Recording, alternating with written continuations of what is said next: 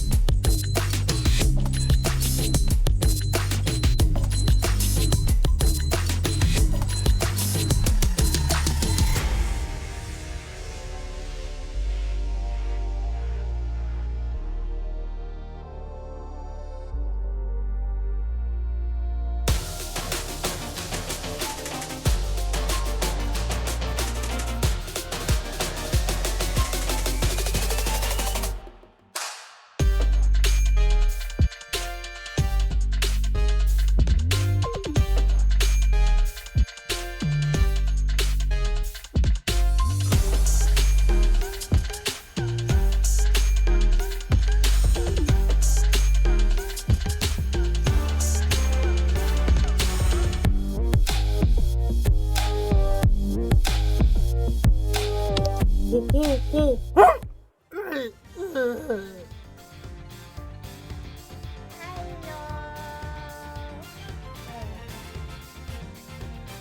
I done? I don't even know. Okay, so wait, is this correct?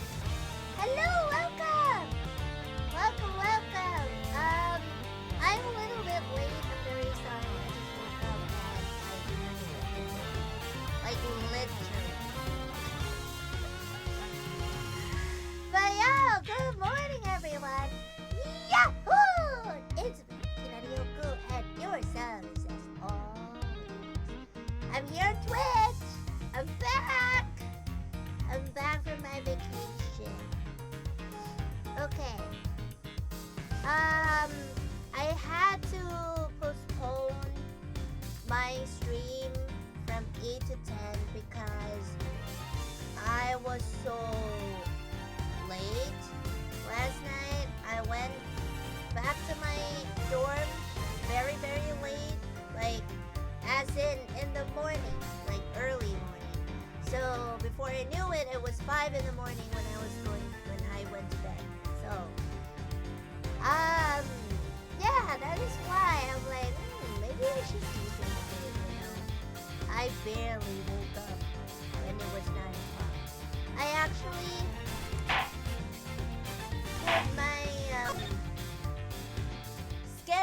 put my alarm to 9, but before I knew it, it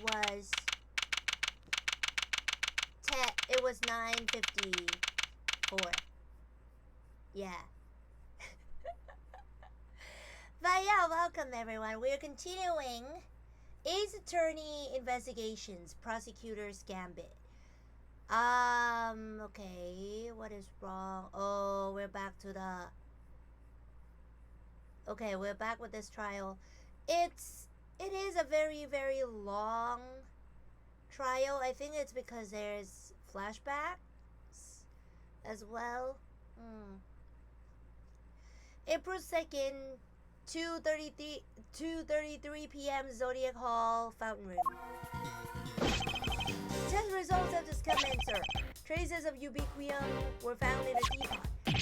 They were? Just like Mr. Edgeworth said. Good to know. Curse you! You better not think this means you beat me. You really need to drop this obsession with come and win first, Mr. Winner. We're all on the same side here, remember? We're all trying to get to the truth. What? But first is best. Everybody knows it's better to be a winner than a loser. That's really no way for a prosecutor to think. Not a successful one. But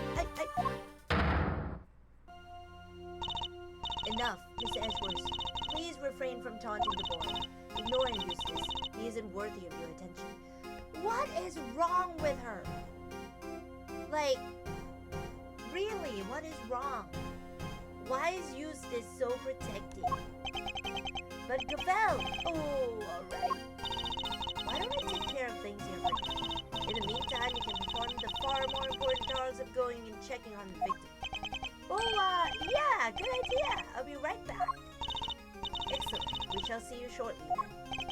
Mr. Winner's annoying, but totally harmless. Judge Gavel, on the other hand. Now.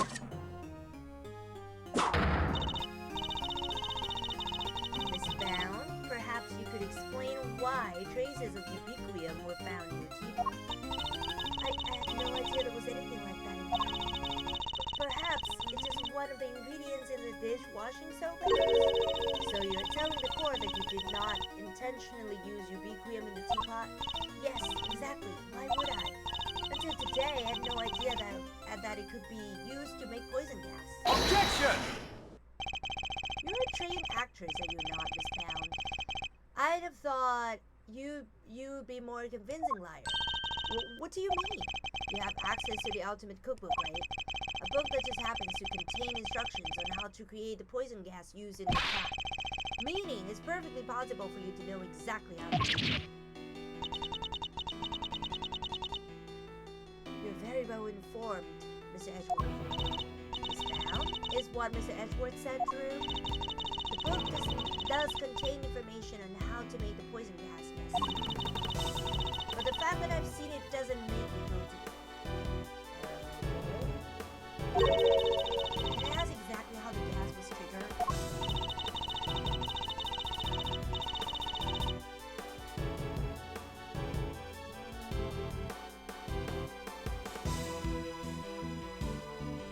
The victim used a blowtorch and heat the lid of one of the display cases, thereby melting the UV.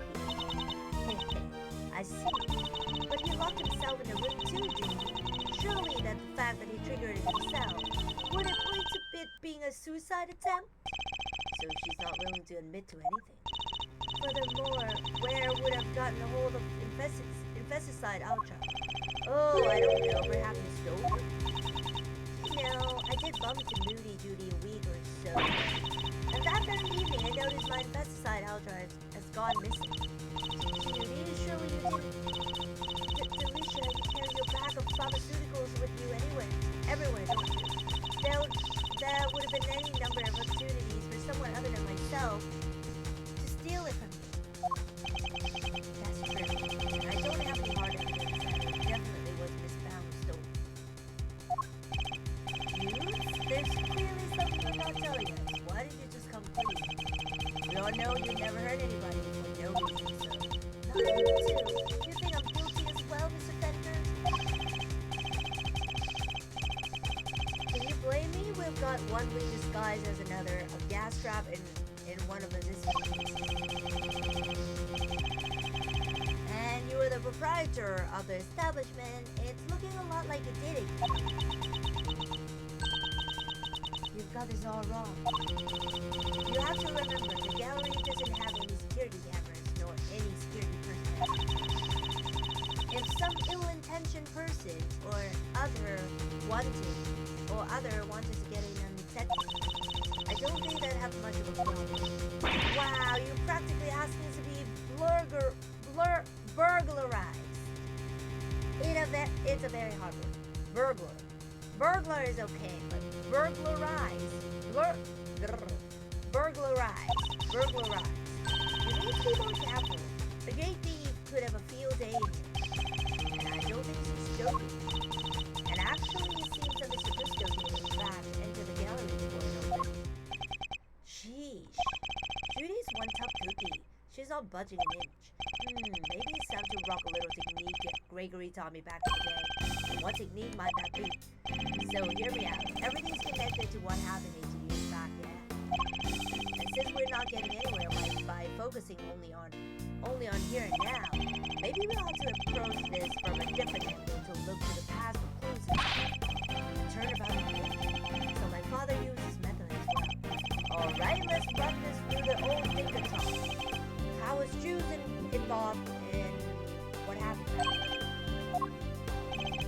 According to Miss Bell, it was because of her that Mr. Frost's flavored ice sculptures melted. And yet, his sculptures are here in display in this very gallery. Is it possible that she... Thank you, I think I know what I need to ask Miss Bell.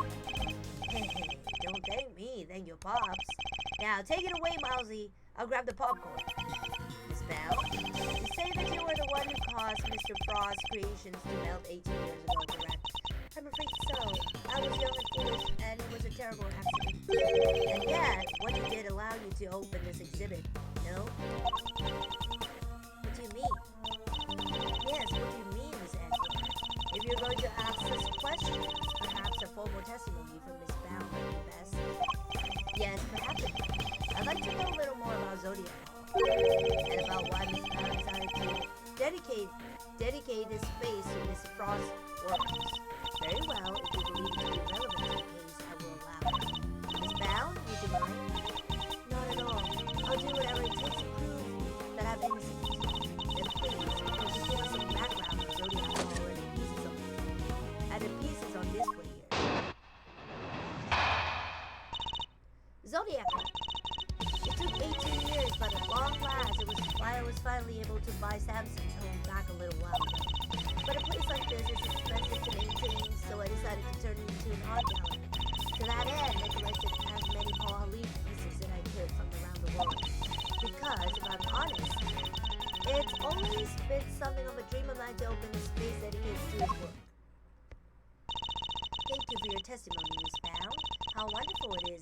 able to fulfill your dream. Well, Mr. Edgeworth, everything seems entirely above board to me. Judge Gabelle, that was simply the witness's preliminary statement. As you surely know, the value of that testimony cannot be evaluated without due cross-examination. Ha ha, spoken like a true attorney. Very well. You may do what you must. Let's go! It took 18 years, but long last was finally able to buy Samson's hope. Ooh!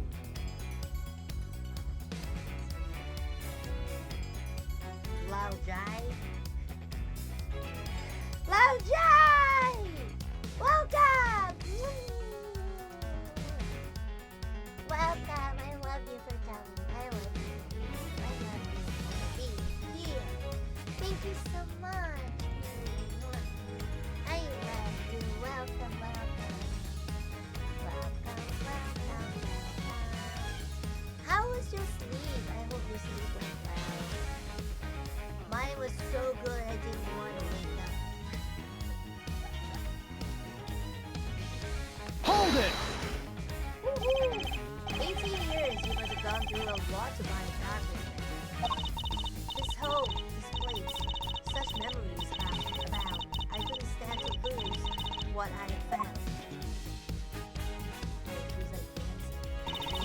Samson, I did what I had to do to see that home was waiting here for you. How does he make it look so easy? I'll say, but I wouldn't expect any less from a trained triple threat before. If you continue with your testimony, Miss Fan, minus the singing, please. But a place like this is expensive to maintain, so I decided to turn it into an art. Hold it! You managed to galley by yourself, Miss Fan? Yes, well, we have only opened yesterday, so I haven't done much actual management, but I have to keep the engine going. I can't have it falling down around my feet. Samson can come home any day after all. We really got the house back. I'm so sorry, Judy. I wish I could have done more. Well, you've done plenty, Mr. Bender. If anyone could have done more, it's you. Even if the only thing I can do right now is to keep this place safe for Samson. To that end, I collected as many Paul Lee pieces as I could from the office. Hold it! Paul Lee? That was Mr. Frost's pseudonym. Yes, he adopted it while I was working as a sculptor in France. I see. I'm curious about some of the pieces in your collection. More specifically, how you were able to acquire the Taurus and Gemini sculptures. It was my understanding that Mr. Frost died before he could complete. Yes, I was able to create replicas for the Winter Wind base and photos of the sculptures. Really? Perhaps you could go into some more detail on that? Because, if I'm honest, it's always been something of a dream of mine to open a space dedicated to his... Hold it! Tell me more about this dream of yours, Miss Fan. Well, what I really wanted was to open a gallery with Samson, of course.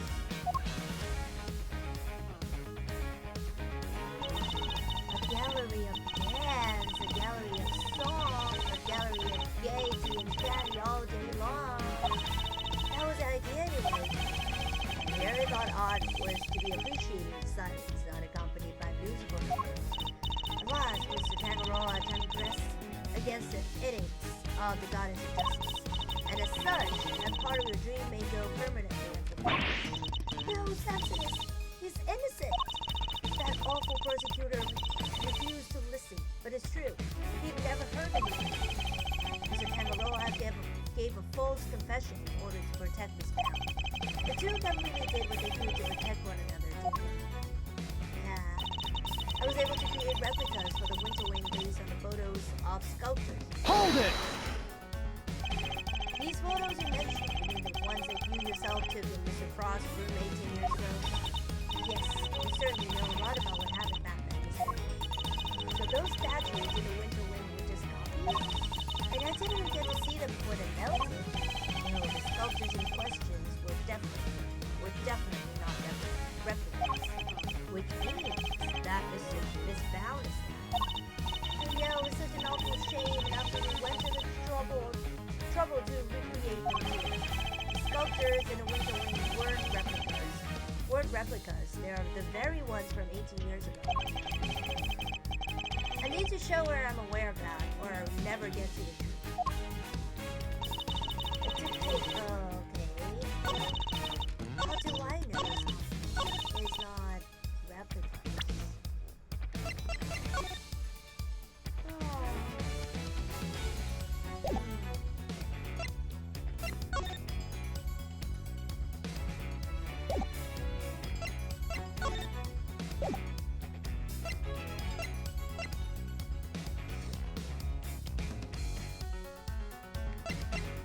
Oh, because it was lost 18 years ago?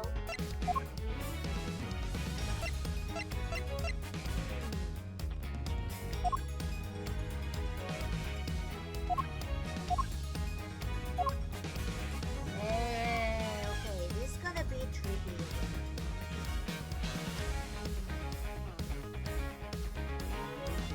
Let's see.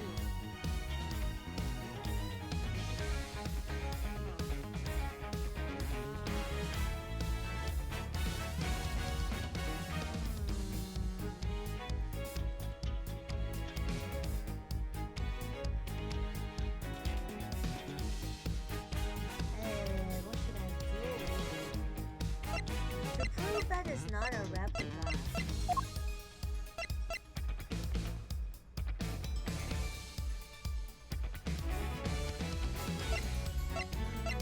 Oh! There's this.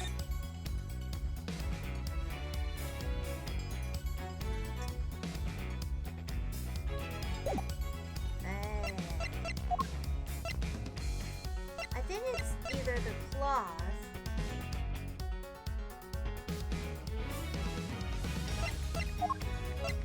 or the sketches.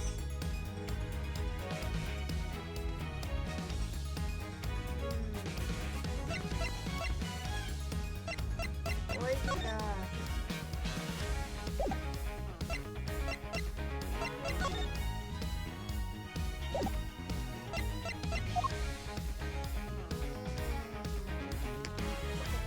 let's see, what is that?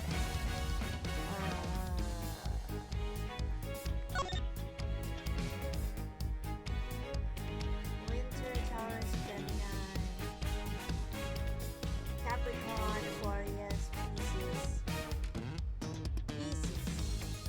Aries, Sagittarius, Scorpio, Libra, Virgo, Leo,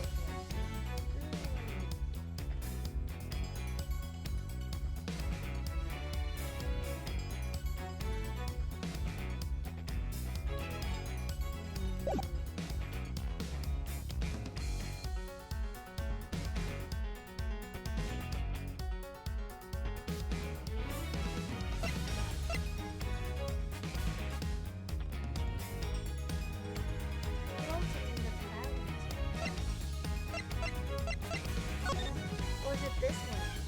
But it's not this one.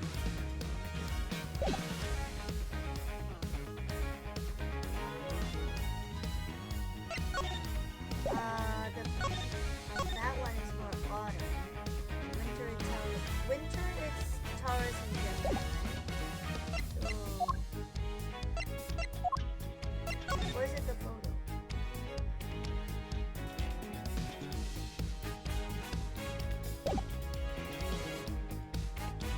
Objection! Nope.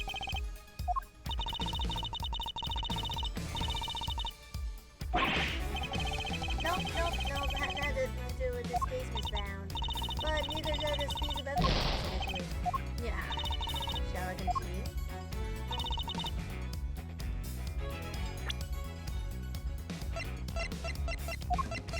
Objection! No.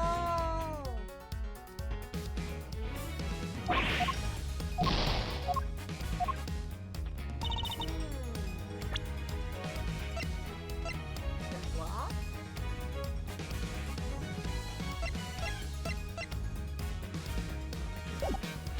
Wait. Objection! Nope. Contradiction, suspicion, searching for an admission. But it won't get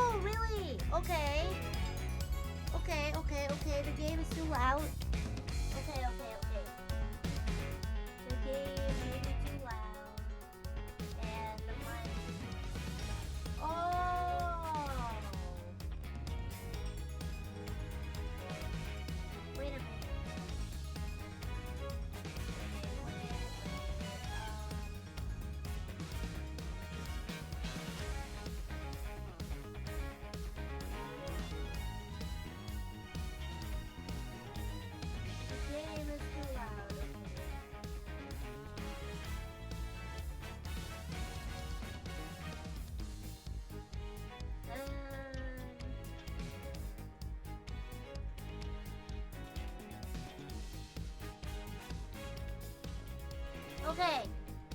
Is it better? I'm sorry, I didn't...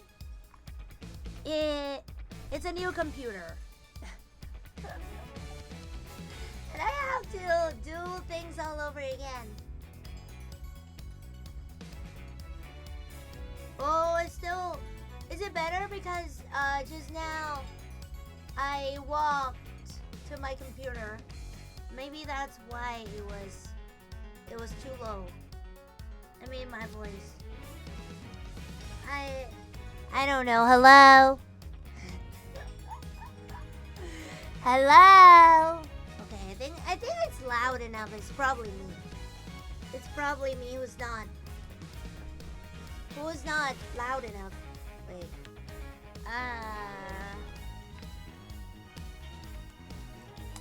Okay, it's good. It's good now, right? Okay, if the game is good, then I'm good. Okay. What should I do with this? It's not a replica.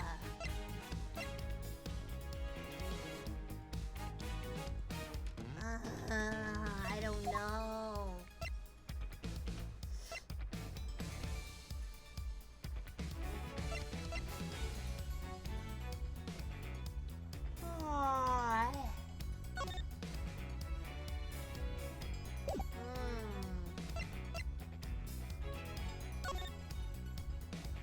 Oh, salt, sugar, blood?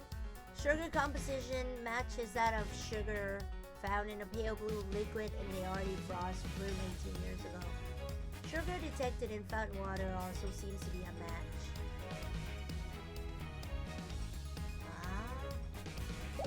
This? Objection! Are you freaking kidding me? I don't even know.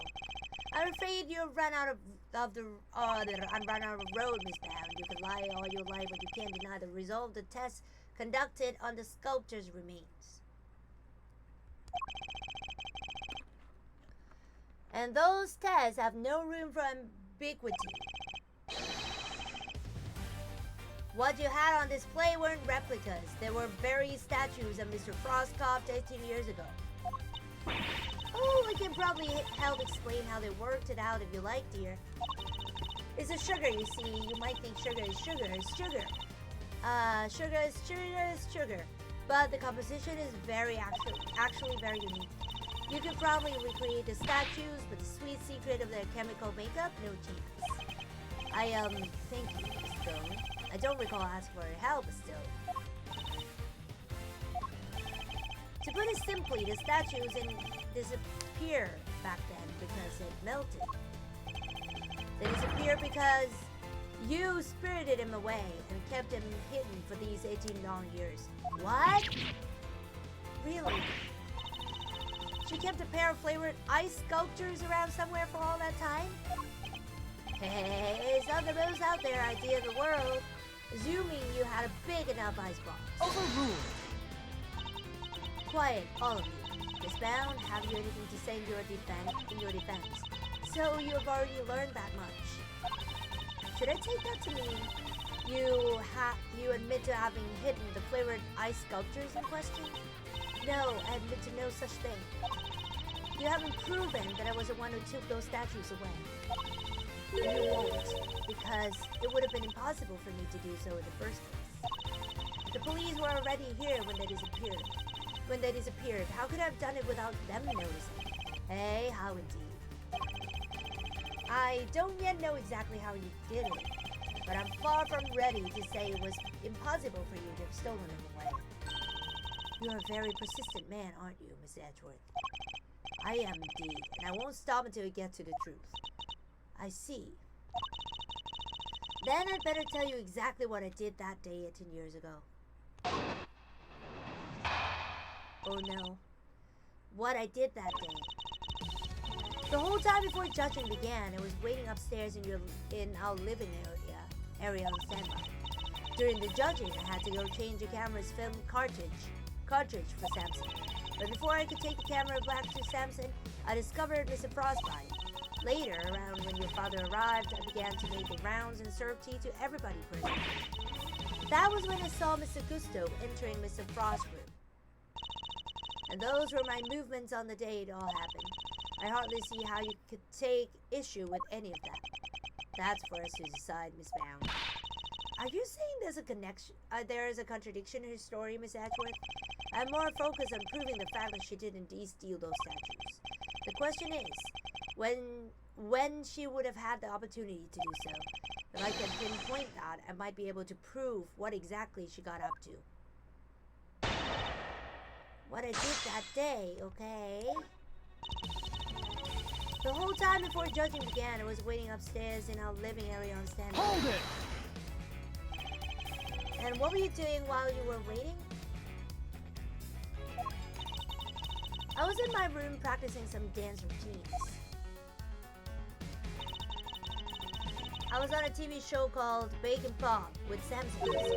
Bacon Bob? What kind of show was it? It was a children's show. The two of them would sing and dance as they made a variety of scenes. Whoa, that sounds awesome. Hold the phone, Miles. You used to watch it? My father introduced me to it. I may have watched an episode or two.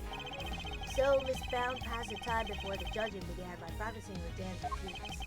Was this a moment when Miss Bound stole the sculptures? Oh shit. That can't have been the moment she did it. I better listen carefully to what she says. During the judging, I had to go change the camera's film cartridge for Samson. Hold it! I think this is a lie. Were you the only one who was able to move around freely during the judging? Well, I wouldn't say freely exactly, but I was able to move around more easily than the contestants, yes. Even so, I could hardly have spirited the sculptures away while Samson was standing right there, could I? And I ran straight off to change the film as soon as he asked me. I wouldn't have had time. So, changing the film and the camera as requested by Mr. Tangaroa. Was this a moment when Miss Bound stole the sculptures? Maybe not. Okay. But before I could take the camera back to Samson, I discovered Mr. Frost. Hold it! You entered the room containing Mr. Tangaroa's work before bringing the camera back to him, correct? Yes, I heard the sound of something collapsing.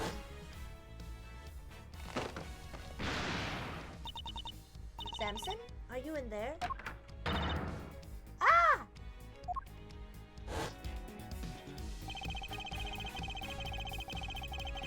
The sound of the chocolate ship falling over after someone took a bite out of one of the supports. And Mr. Tangaroa was still in Mr. Gusto's room when you found the body? Yes, I'm fairly sure that was the case. He was judging each room in order, and he liked to take his time. So, the point at which he discovered Mr. Frost's body was as a moment when Miss Bound stole the sculptures? I don't think so. Later, around when your father arrived, I began to make the rounds and serve tea to everybody present. Hold it! Just as you did today? Yes, I went around and offered everybody working on the investigation a cup of tea. Present company included. I remember it well. Present company. You were here, there, upstairs, downstairs, everywhere with that little card of yours. Interesting. Did anything strike you as strange around that time? Oh yeah, Gregory was singing the praises of Julie's tea. I think he mentioned his saucer.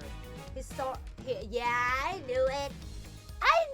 His saucer was cold. His saucer was cold? I just knew it. Under that clothes. This was a moment. Miss Bound, I believe this was when you stole the sculptures. I hate to contradict you, but the fountain room was full of witnesses at that point, Mr. Fender included. Are you suggesting that I somehow got the sculptures out of Mr. Frost's room right under everyone's noses? That is precisely what I'm suggesting. Miss Bound stole these sculptures and she did it by hiding them here.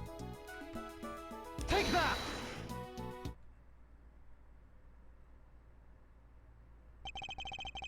My father and Fender had no idea that one of the sculptors were mere inches away from them. Because it wasn't just a tea set you were pushing around, Miss Penny, but a hidden ice sculpture in a glass case.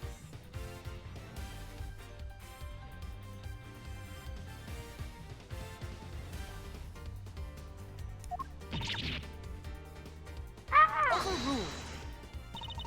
Surely such a thing would have been impossible. How would a case of that size fit on a serving cart? It would have been spotted immediately. Objection! Who said anything about a serving cart? What? I'm not sure I follow, Miss Edward. What are you suggesting to use instead? I'm suggesting that Miss Brown use this to transport the sculptor. Take that! And this is... Well, you don't know that.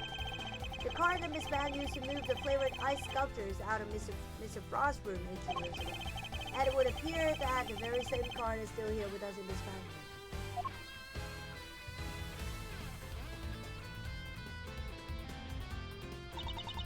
room. We originally brought it for use in a contest.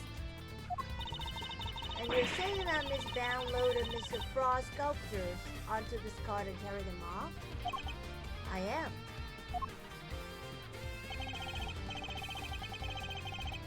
As you can imagine, all one would need to do is lay a case on this side, add a tablecloth, and it looked exactly like a normal serving card, thus allowing her to move the sculptures around freely.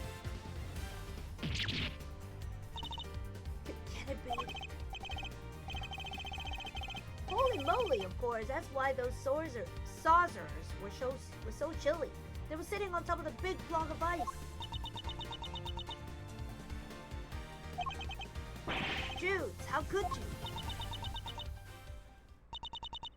Impressive. Then again, you are Mr. Gregory Edgeworth's son. I should have expected no less. There isn't a scrap of evidence that I stole the sculptures all those years ago now. And yet, I knew that no matter what I said or did, I'd always be under a cloud of suspicion.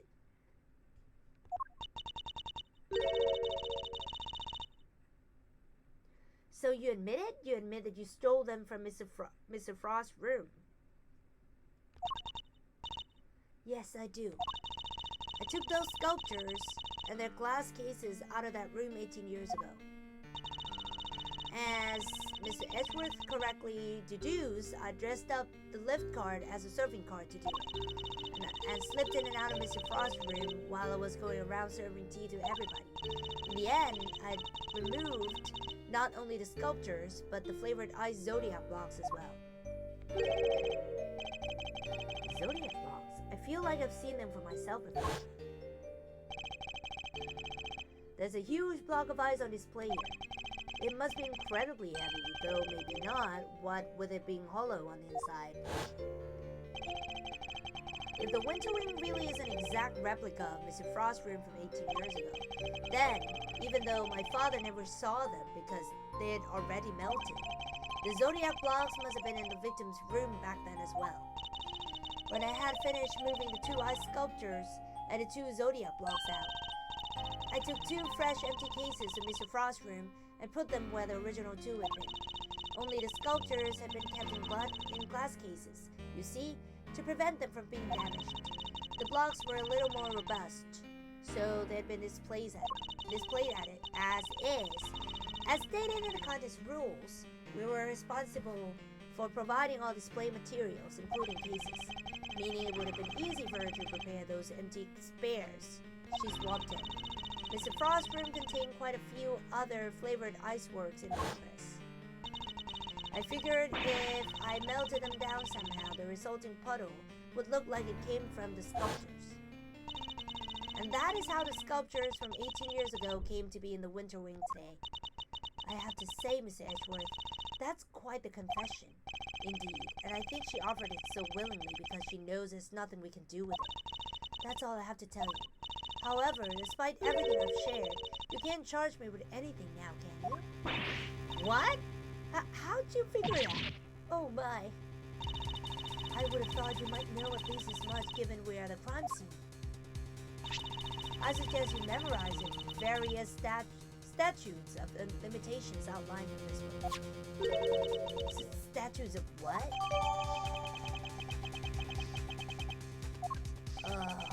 Simply put, Kay, prosecutors only have a certain amount of time within which they can put a suspect on trial for a given crime. Let's take a closer look, shall we? 7 years from the date of the crime. Oh. So it's different for every crime. Murder 15 years, theft 7 years. Ah! Yes, Miss Brown stole the ice sculptures 18 years ago. So it's too late to have her arrested for that crime. I don't believe it. They call it statutes of limitation. Hello! Morning! Good morning, good morning. Good morning! I just finished watching World Cup. Oh! Which one was it? Who won? Against who? I didn't watch I don't watch World Cup at all. I mean, I've been so busy doing something else.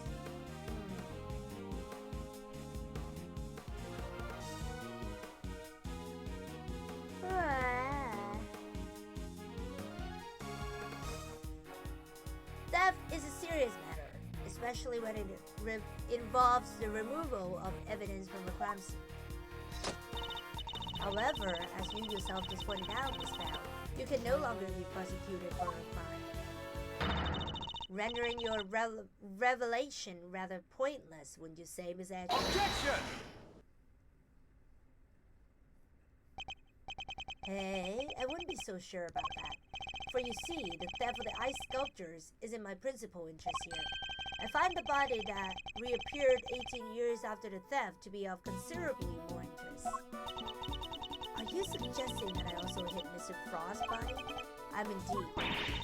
But how do you keep a body hidden for 18 years without anybody finding it? By hiding it in a very unusual way. Oh, now, this is interesting.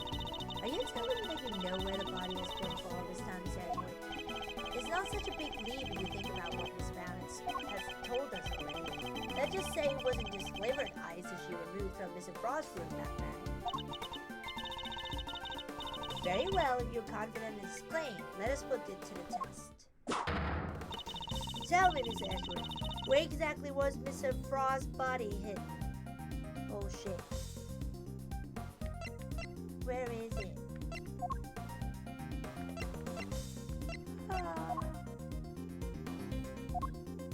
Oh, is it here?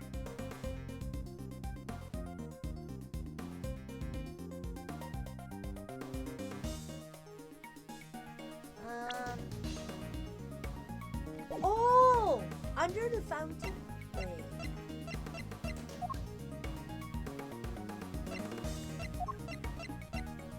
Take that!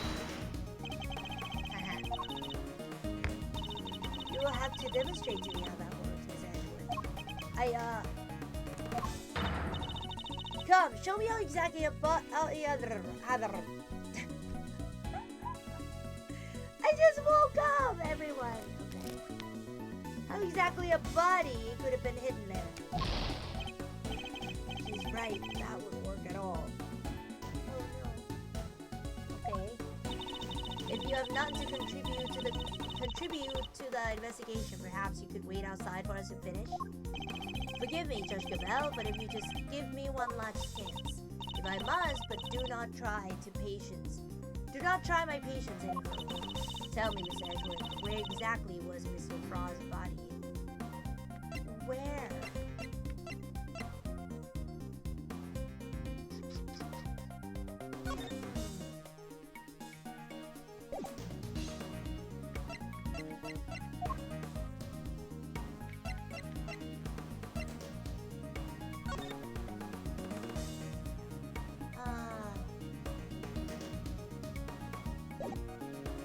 This one? Take that! No.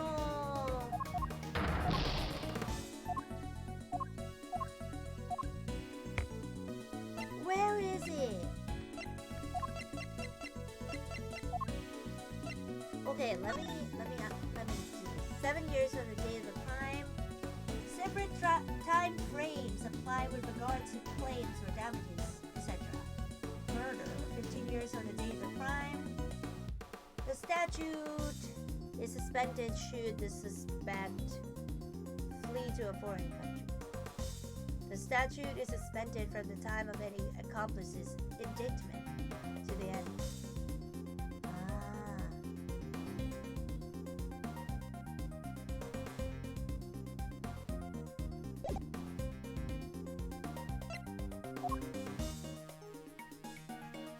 Where is he?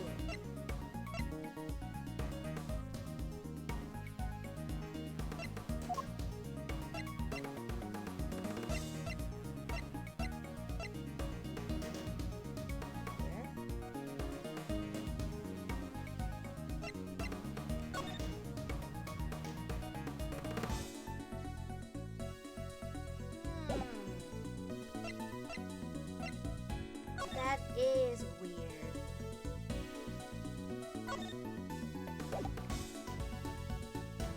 Take that! No.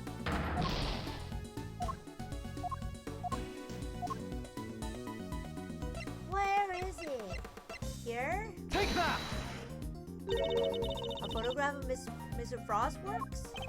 And of the victim's body, Your Honor. What? You have to forgive me, but I don't see what you mean. Where exactly in this photograph is Mr. Frost's body? Oh shit. What? The victim's body is hiding right here. What? Do I really have to present it?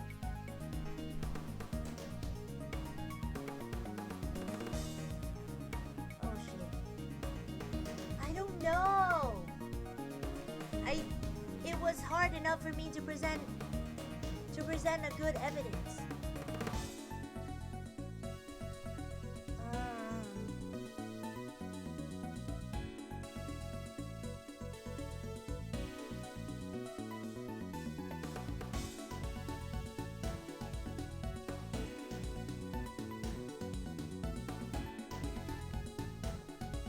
Oh shit.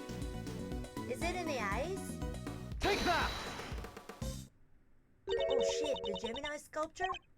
Yes, it may look like a sculpture at first glance, but it is in fact Mr. What? Mr. Frostworks.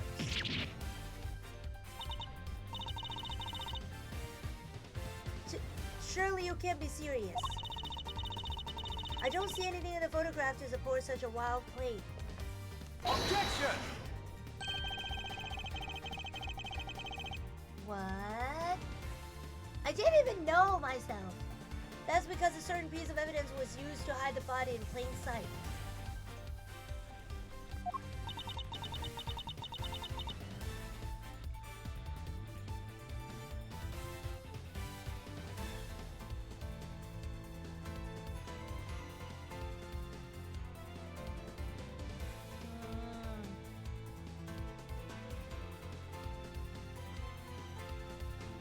And what piece of evidence might that be?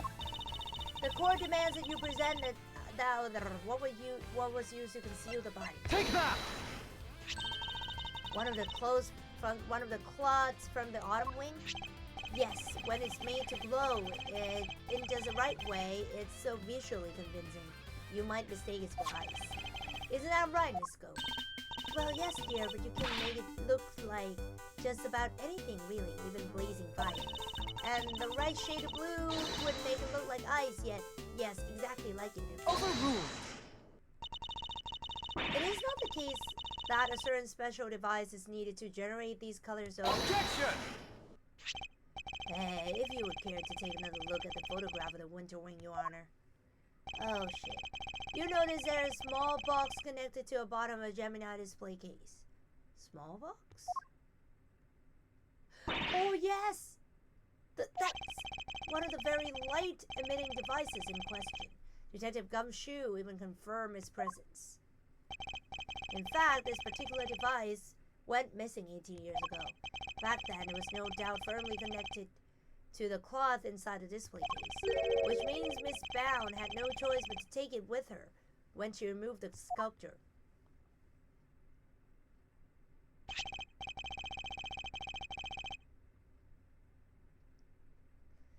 So you see, this cloth and the light-emitting device were being used to create the illusion that Mr. Frost's body was, in fact, a statue carved from ice. No! This can't be! Wait, so you're telling me that when we took that photo of us in the winter wing, yes, we were standing right in front of the body. But the body and the cloth were both recovered from the fountain. Why were they found there if the body was supposed to be in the winter wing disguised as a... Objection! Because there would have been no mystery as to how the body had been hidden if we had found it as is. Miss Bound needed to remove Mr. Frost from the winter wing in order to throw us off the set. Overruled!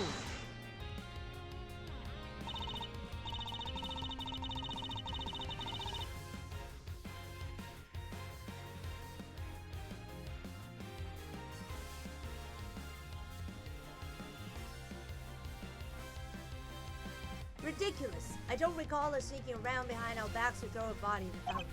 No, and she didn't need to, because she had another method at her disposal. The trusty lift card. The same card that had proved so useful in executing her original theft. What? Ah! I believe she wheeled the body to one of the other wings and floated it down the stream to the fountain. The frozen body, being quite solid, probably got stuck somewhere along the way, which is why only the cloth appeared at first. The cloth Miss Scone discovered. And then, the body followed afterwards once it had thawed enough. Oh shit. It's an ingenious theory, Mr. Edgeworth. But, can you prove that it was me?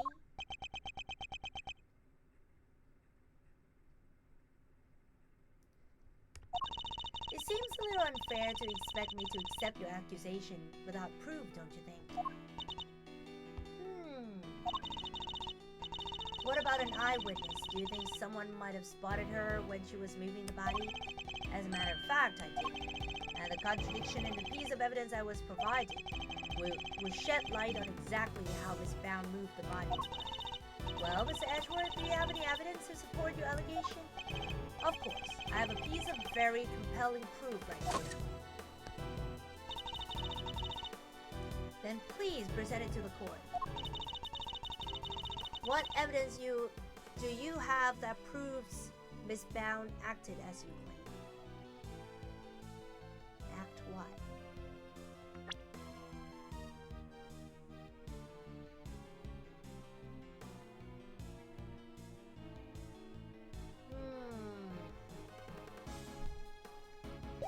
Oh, yeah, the sketch. Take that! More drawings? And is that me? Yes, Mr. Butts drew sketches of people as it passed through the fountain.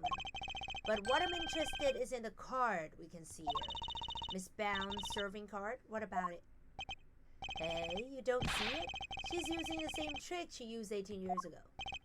Ergo, we know that Miss Bound was busy moving Mr. Frost's body when this picture was being drawn. What? If I may, I don't see Mr. Frost's body anywhere in the sketch. All I can see is a picture of me delivering chocolates to everyone. Really?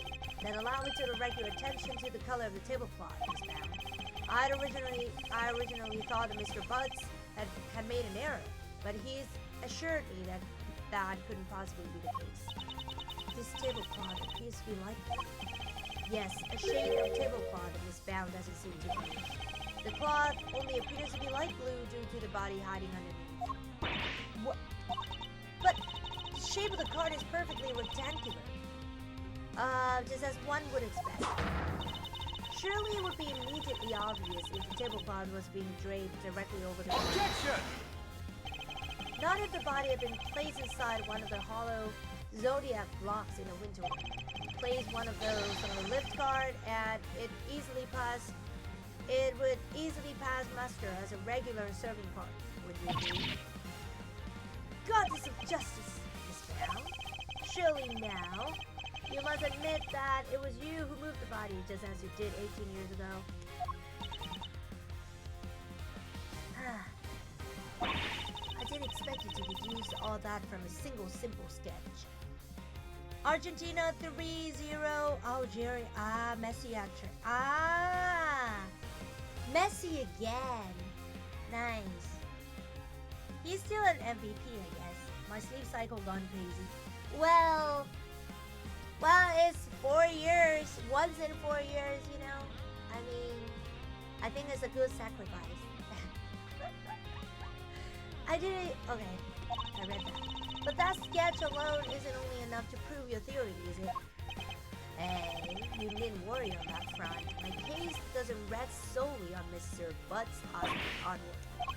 Once you had disposed of the body, your serving card became a simple lift card once more, which is exactly what we discovered here in the fountain. And without a serving card, you had to find some place to put your chocolates. My chocolates? The one that was handing out? As we saw in the sketch, you had originally placed them on top of the card, but the chocolates you gave us came from your pocket. Oh yeah, mine was half melted. It was still super sweet and tasty. Why did you suddenly feel the need to put the chocolates in your pocket, Miss Bound? It was because you no longer had a serving card to put them on, that's why. One moment, please. You have explained what Miss Bound did with the chocolates and the lift card. But what about the tablecloth? Where did it go? Indeed, if stashing the chocolates in her pocket was the only solution she could think of, I doubt Miss Bound had the time to dispose of an entire tablecloth. Well, Mr. Edgeworth, do you have an answer for me? Miss Bound didn't hide or dispose of the tablecloth, Your Honor. In fact, it's right here in front of us. Perhaps you would care to enlighten us? Where exactly is the tablecloth Miss Bound used to hide the body?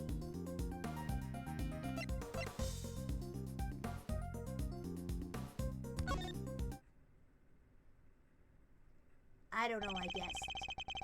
Miss Bound had the tablecloth on her person and in plain view, in fact. In plain view? No, surely you don't mean Miss Bound? It's a cloth around your waist, isn't it? Oh, really? And given that the zodiac blocks weren't kept in glass cases, that cloth would have been in direct contact with the ice. All we would need to do to confirm my theory is test the cloth for traces of sugar used in Mr. Frost's body.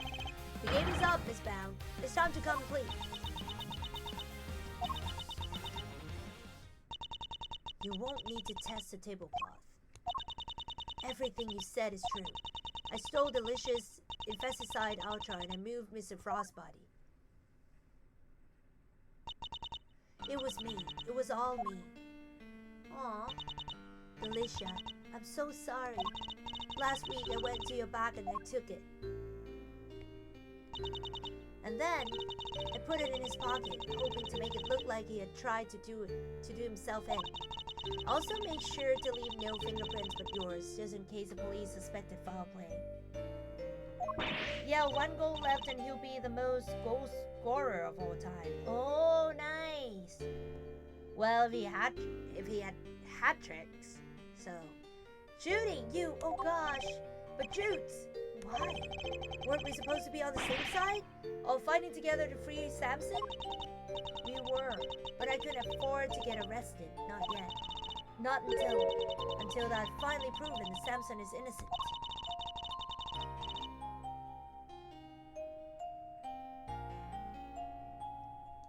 I always planned to give myself up in the end, I swear. I know it's easy to say that now, but why do it this way though? It's not like you. I'm sorry, Miss Offender. I've caused you so much trouble. I've been the guilty party all along, ever since that day 18 years ago. Are you trying to tell us that the true culprit in the IS-7 incident was you? I committed a terrible crime. I took those sculptures and I stole them for purely selfish reasons. The moment Mr. Frost died, they became more than mere entries in a confectionery contest. They became the final works of Samson's favorite artist. I couldn't allow them to just melt away, not before he came home. And that meant I couldn't let anybody near them, not even the police. So I hid them. I knew it was wrong, but I just had to. I put them in the cold storage room for safekeeping. But what I had actually done was far worse than anything I could have possibly imagined. Because who would have thought that Mr. Frostbody itself was posing as one of the sculptors? So she didn't know about the body when she stole the sculptures?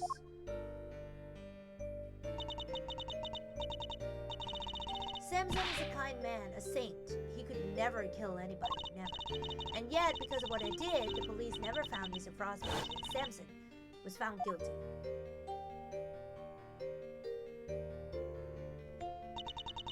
After all he had done for me, he was my family, the only family I've ever had. He was the most important person in the entire world to me, and I... Jutes. After his conviction, I was forced out of our home. I was finally able to return only a few days ago, and when I did, I went to the cold storage room to check up on the sculptures, and that's when I saw it. Oh shit. Wrong button. It's a frostbite. It had been there the whole time. Of course, by that point, the statutes of limitations had expired. So I did what I did today.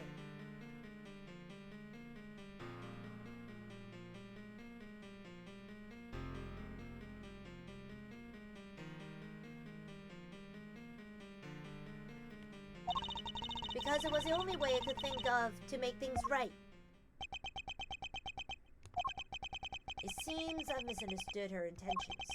Everything she's done really has all been for Mr. Tangaroa's sake. Hey, what are you thinking about, Mr. Edgeworth? Something that's been puzzling me. Why did Mr. Bound use poison gas? Why not a more reliable method?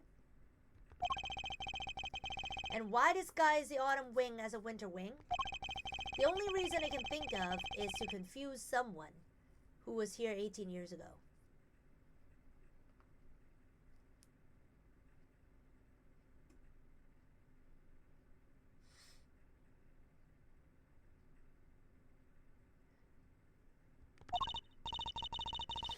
Yeah, I wonder what she had in mind. If she was trying to prove that Mr. Tangaroa is innocent, Miss Bound's ultimate goal must be to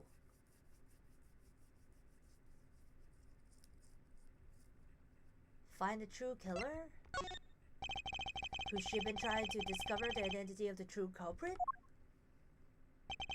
Miss Bound, your ultimate aim was to see Mr. Tangaroa cleared of all charges, correct? And to that end, you had to expose the real killer and have the police find the body from 18 years ago. Is my understanding of your intentions correct?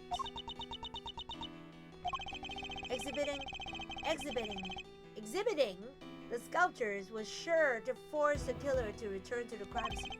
After all, they were the only person apart from you who knew that the body was hidden in the iceberg.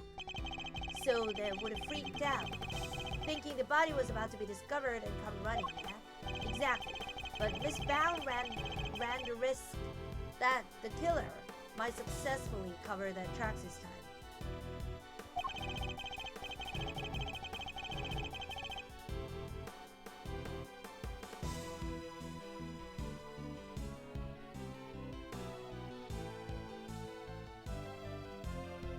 In the worst case scenario, they might even have been able to move Mr. Frostbody from the scene. So how could she lure the true killer into revealing themselves without putting vital evidence at risk? Oh, I see what you're getting at. You're saying that's why the autumn wing was all winter winging? I am. You were betting on one thing, Miss Bound, weren't you? That whoever opened the pieces case you had so carefully disguised as a Gemini case would be the real perpetrator of the IS-7 incident. No, but that would mean the real killer was... Enough, not another word.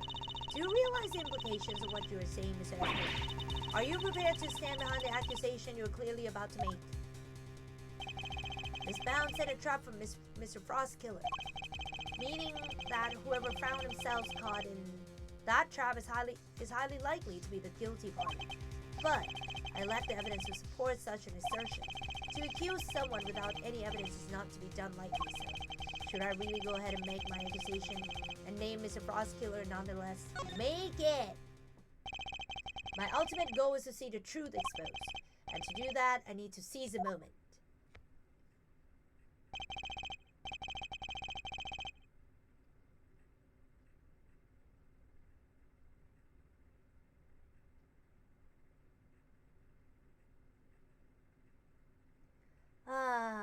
I'm hungry. What should I eat?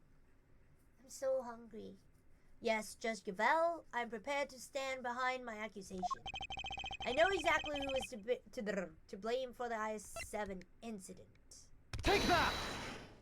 Mr. Gusto, the victim of the poison gas attack, is a perpetrator behind the IS-7 incident? Guste? Mr. Gusto. Miss Bound, as we have established, you knew that the opening of the gallery would lure in the real culprit. You set up the poison gas trap in order to catch them. Do you dispute the facts thus far? You're a very impressive man, Mr. Edgeworth, just like your father. And of course, you're absolutely right. Then perhaps you could tell us exactly what happened in your own words. Of course, I have none to hide anymore, so I might as well tell you everything. As you said, I set a trap here in the gallery to try and catch Mr. Prosecutor. Before we opened, I made sure that the door to the autumn wing was the only one that was unlocked. When opening time came, I went around to unlock the doors of the various rooms and found that autumn wing had been locked from the inside. The killer is on the other side of the door. The thought, well, it frightened me. And then she simply walked away, leaving him to fall victim to a poison gas trap. When I heard that Mr. Gusto was being treated for gas inhalation, that's when I knew he was a murderer. All that was left was the police to find Mr. Frost's body, and then Samson would finally be proven innocent. At least, that was my plan. Judes, why didn't you tell me? You know I'm always here for you, right? We could have found another way. It didn't have to be like this. Thank you, Mr. Fender. You've been so very kind to me all these years. But I'm the one who created this mess, so it was up to me to try and clean it up. I didn't care what it took, as long as I could get Samson out of that awful place. Judy.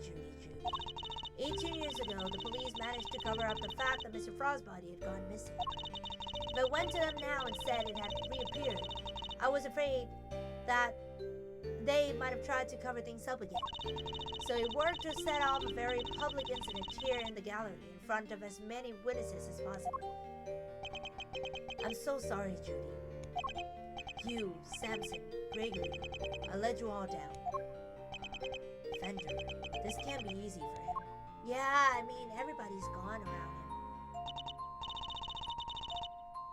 No, I'm the one who should be apologizing. Mr. Edgeworth, Mr. Fender, I hope one day you can forgive me. And whatever punishment I have to face, I'm ready to accept it. But please, if I may ask one thing of you, it's that you simply must clear Samson's name.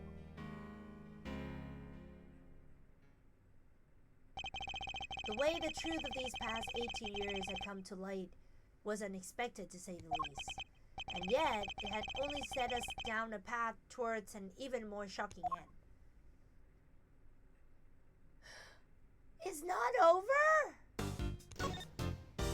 What? Okay, we will continue for another one, and we are gonna go after this. Hello, welcome! April 2nd, 3:11 p.m. Zodiac Hall, Fountain Room. Miss Bound, are you feeling a little calmer now? Yes.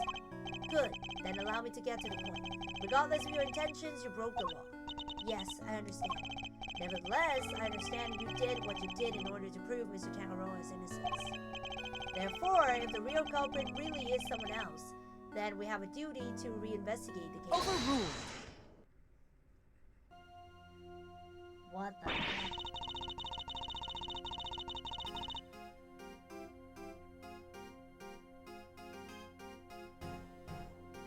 There is there's nothing to suggest that anything nefarious took place in the official IS-7 incident records. And right now, there's nothing to suggest that we should take Miss Bound at her word either. So our first order of business should be to arrest the culprit of the case before us, Miss Bound herself. Objection!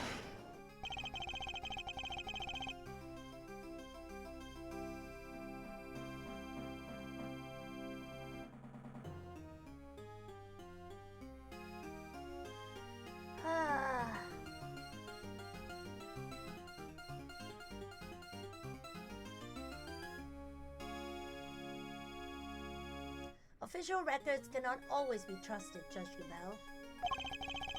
Especially since there are those prosecutors who will think nothing of twisting the facts. Overruled!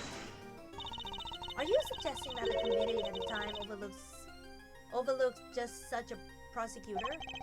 That's for you and your people to figure out. However, it is a fact that the autopsy report was faked, seeing as Mr. Frost's body was only found today. Yep. There really is something on Mr. Foncomma in you, Mr. Field. How so exactly? By continually defying the will of the committee and bending the truth to fit your needs, that's how. Perhaps it is time you understand how the committee sees this case. Oh, I hate her so much. I was gonna say for the committee, but what about the committee?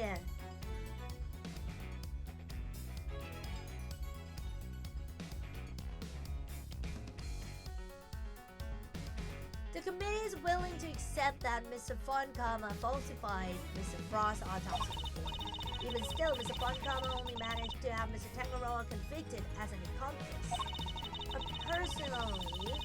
I personally have come to believe that the real culprit behind the IS-7 incident is Miss Bound.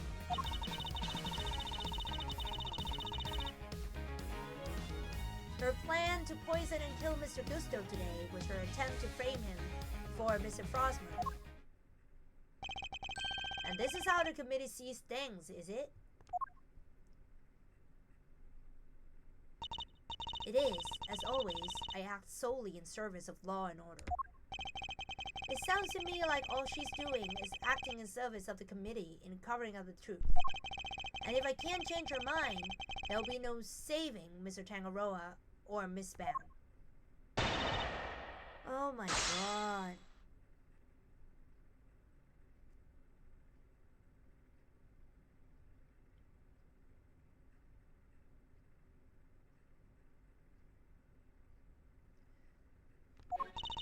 The committee is willing to accept that Mr. Foncomma falsified Mr. Frost's autopsy. Hold it! Of course he did! And it shouldn't be done lightly.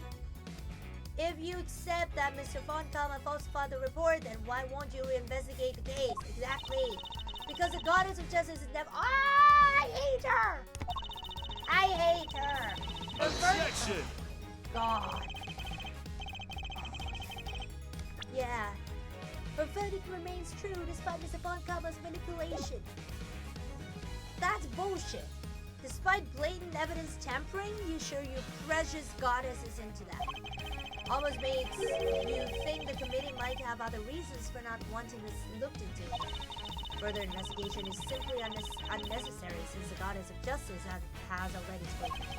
Is that right? Even still, Mr. Foncomma only managed to have Mr. Tangaroa convicted as an accomplice. Hold it! Oh my god.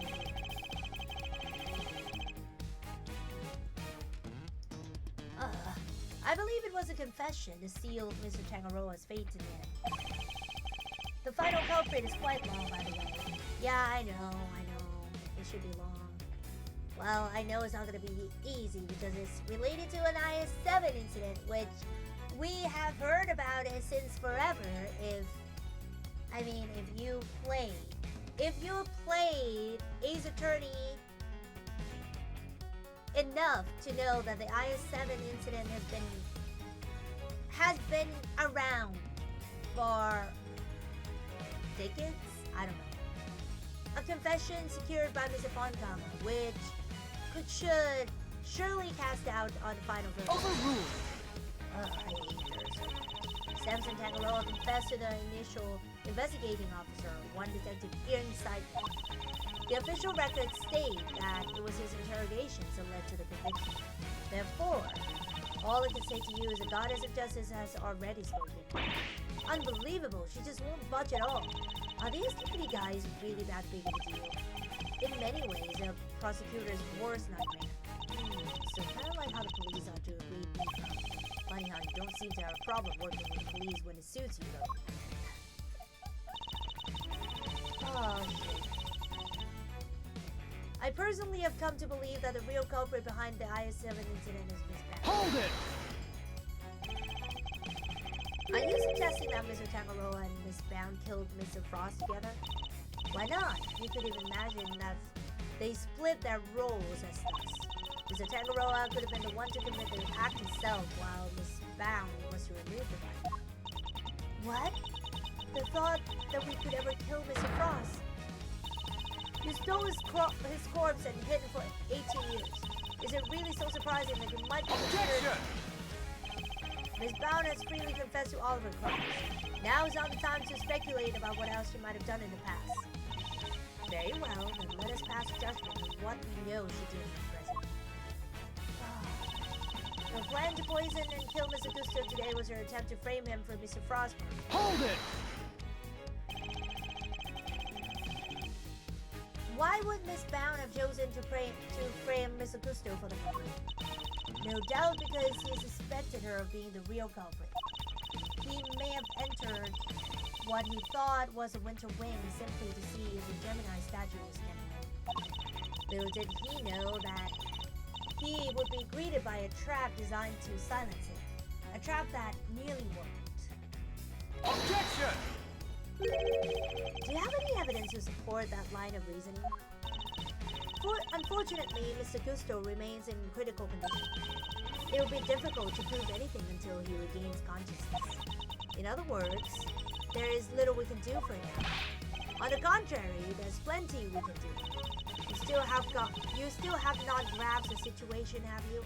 Then allow me to spell it out for you.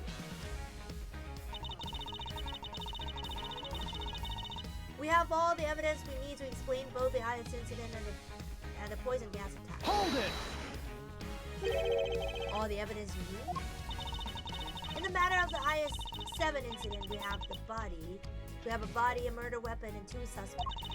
As for the poison gas attack, we have the sources of the 2 chemicals and Miss Bound's confession.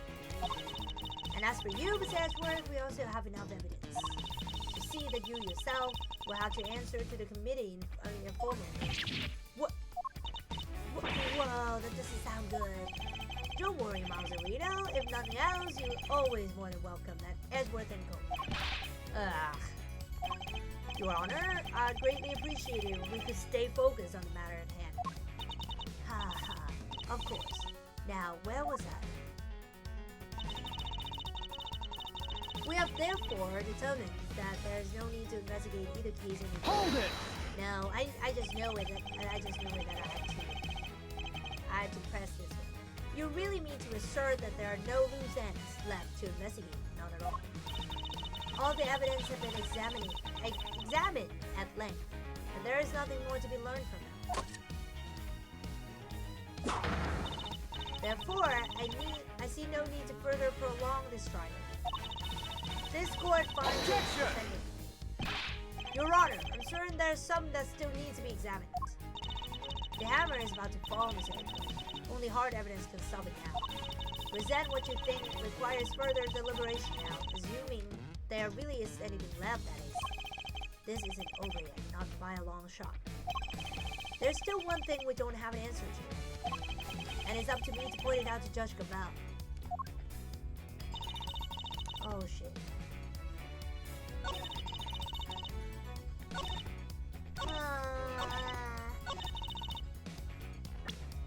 What is it? Is it this one? Is it this one?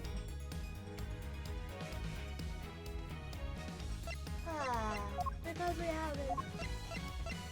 Objection! Objection! Oh no. Is it not that one? But it's the only one that we haven't checked.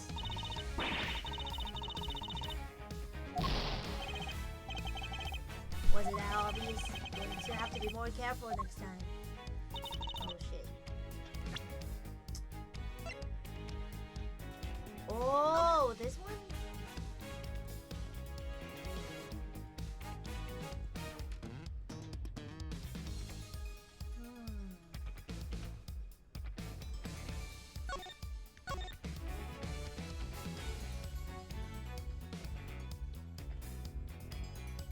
But they already...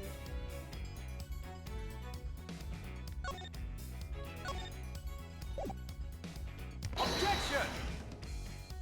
No?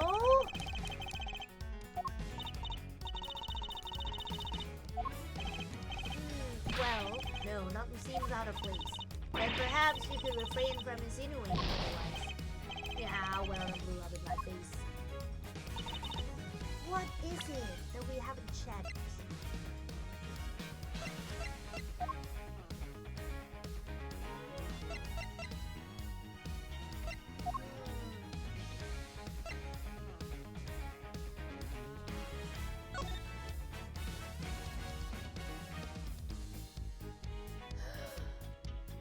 The statute is suspended should the suspect flee to a foreign country.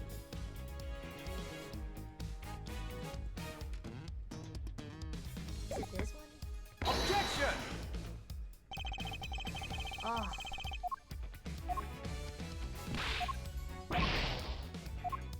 I don't know, it's too early for me. No, that was an excuse.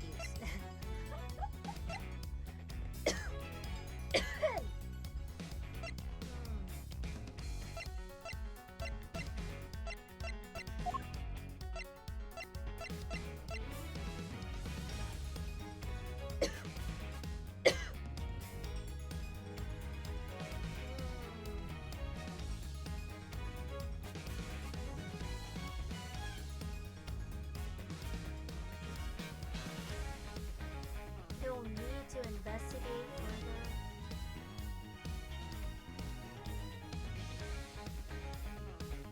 Objection!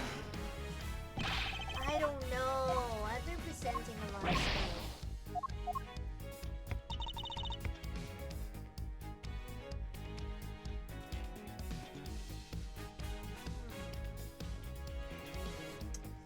We have therefore determined that there is no need to investigate either case any further. Oh, the sugar? Wait, have I presented this one? I forgot. Did I present this one? I did, right? Did I?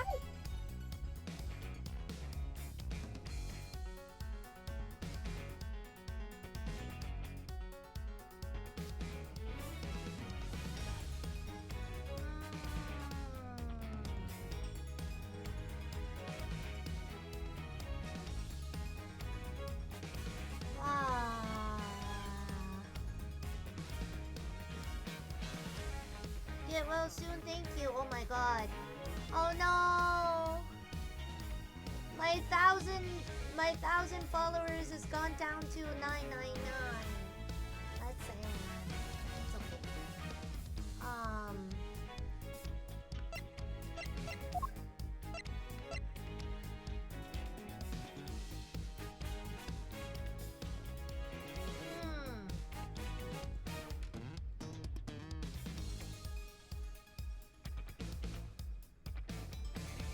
There's no need to investigate either case any further.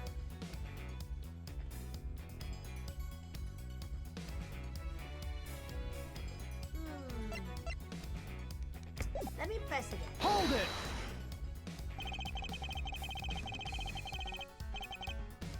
You really mean to assert that there are no loose ends up to investigate? Not at all? Wait.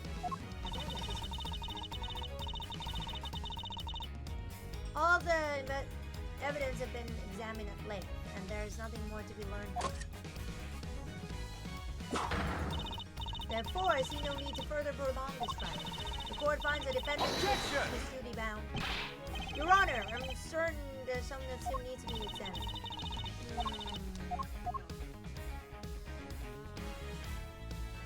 There's still one thing we don't have an answer.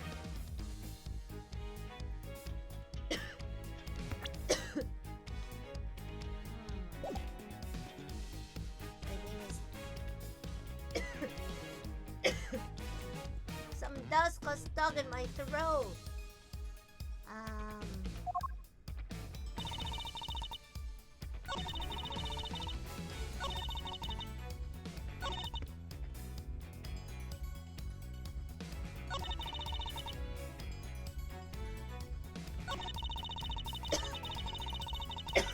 Oh, maybe it's this one that I have to.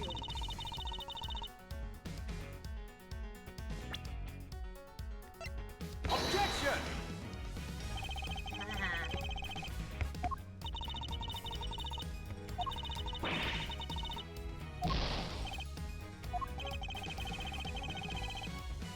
Judge Gabelle is a tougher nut to crack than Mr. Winner, but that doesn't mean I should give up. Yeah, we have all the evidence we need to explain both the IS incident and the poison gas attack.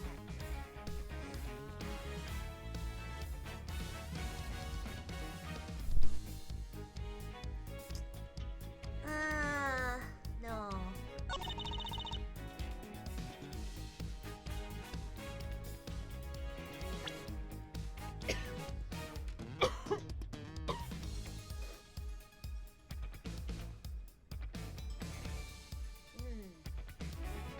I don't know.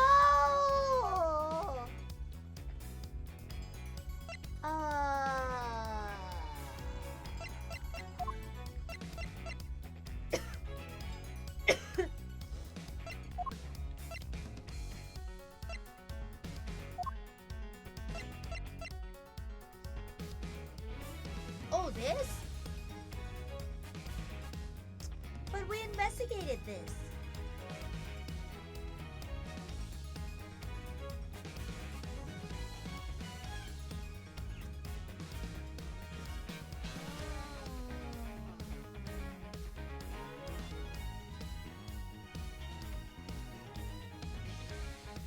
Objection!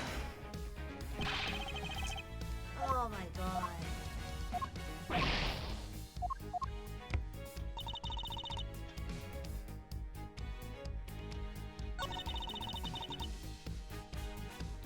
Hold it! Let me press it. All the evidence you need. In the matter of Eisen, we have a body, murder weapon, and 2 suspects.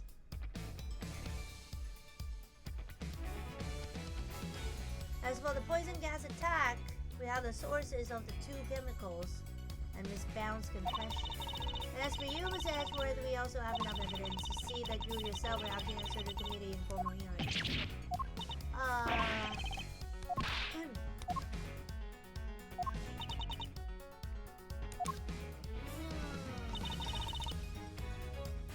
Or maybe I have to present it. Objection! What?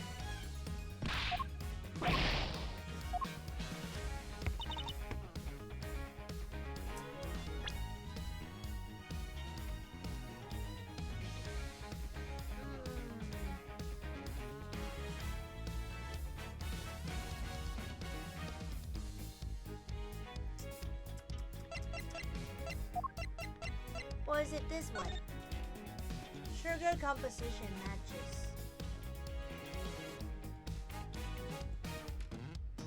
Huh.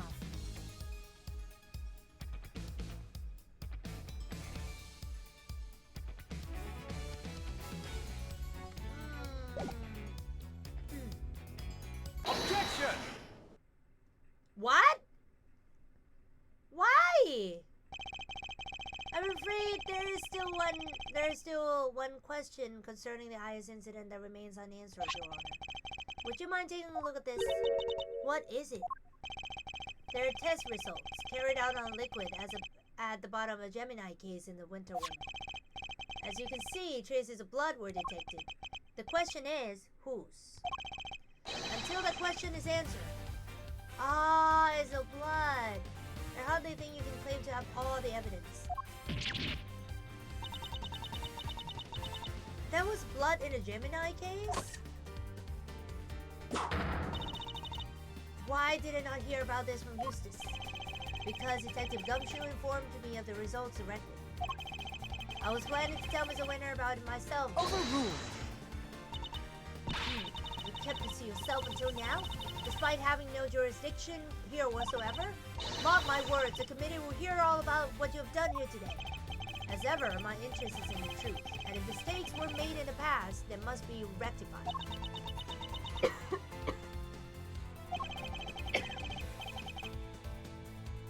If you must report me to the committee, then so be it. But in return, we must be allowed to investigate this case to the very end. That is not my decision to make. You need to discuss it with Eustace. Guess who's back, losers? And with good news, too.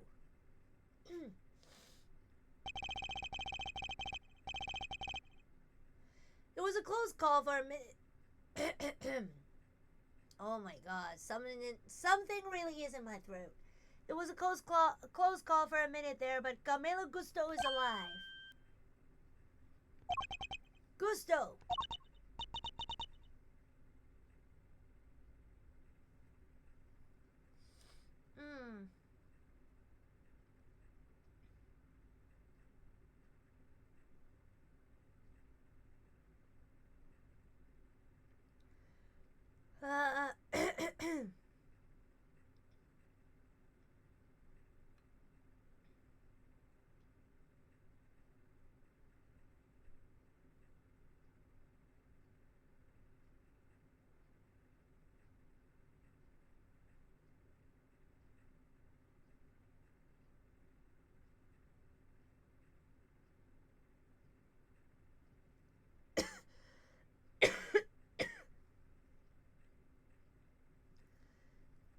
He made it! Yeah, he didn't die.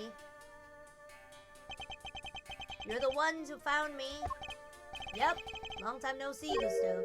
You are the attorney's assistant? You've grown! You have an assistant of your own now. Assistant? No, I'm... Hey, he hasn't got the gig just yet. This is Gregory Edgeworth's son. Prosecutor Miles Edgeworth, at your service. Ah, fate moves in mysterious ways. I'm in your debt. If you hadn't found me in time, I wouldn't be here to thank you. Oh, you're very welcome. After all, if you hadn't lived, we wouldn't be able to ask you what really happened 18 years ago. Huh? What are you talking about? We figured out quite a bit while you were out cold, including the fact that you were probably the guy who opted for Artie Frost. What? Is that true? Miss Bow set up a very elaborate trap to catch Mr. Frost's murder. A trap that involved rigging the pieces case with poison gas. Perhaps in light of that fact, you could tell us in your own words what happened back then. Or perhaps you would rather exercise your right to remain silent? Oh, it's not that. Gusto here is a fan of the old meditation. You know, Om and all that jazz. Wow, sleeping while standing seems pretty cool. That's one heck of a talent. Except there's no sleeping involved in meditation, Kay. Hey, Gusto, old pal. How about you snap out of it and tell us what went down way back then?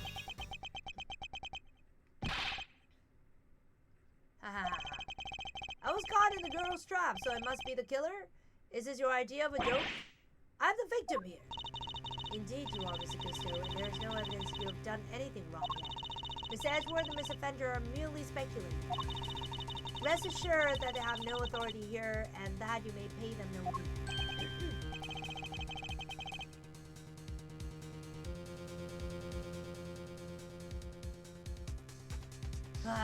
At least somebody here seems to be on my side. Judge Verity Gabel. It's a pleasure, Mr. Gusto. I will assist you in any way you may require.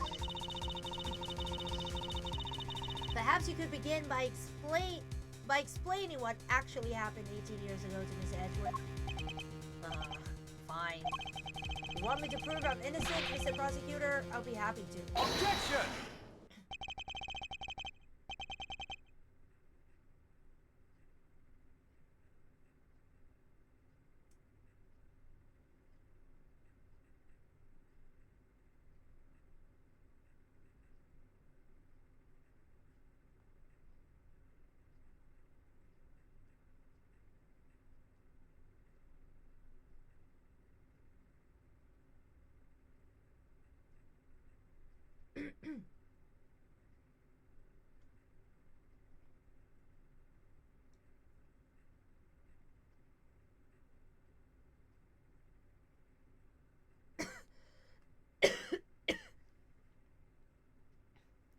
So this is how you mean to play it, Judge Gabel.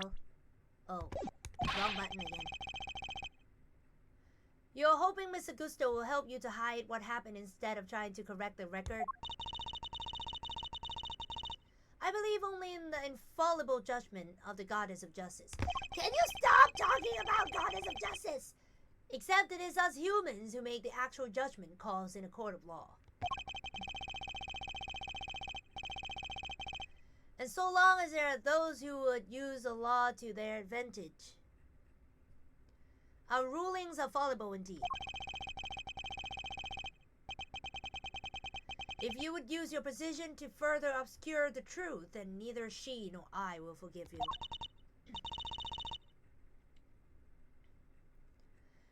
Haha, we shall see about that. What do you advise us, Gabel?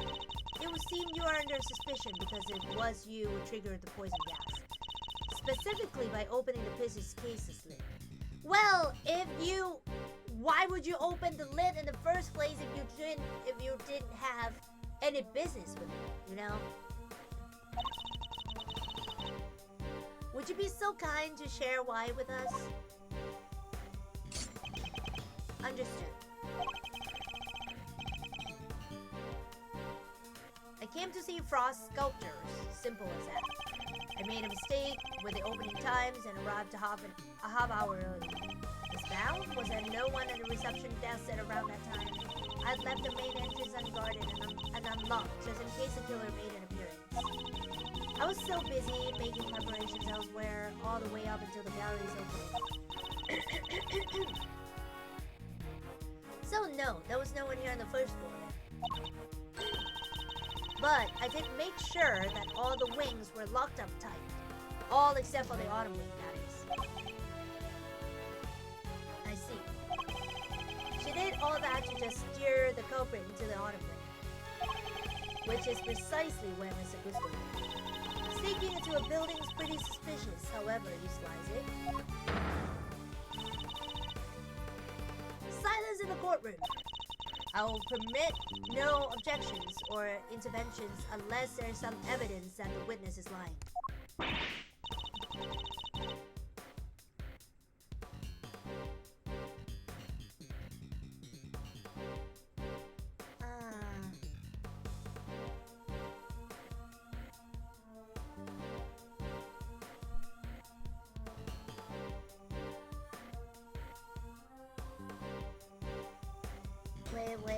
Wait.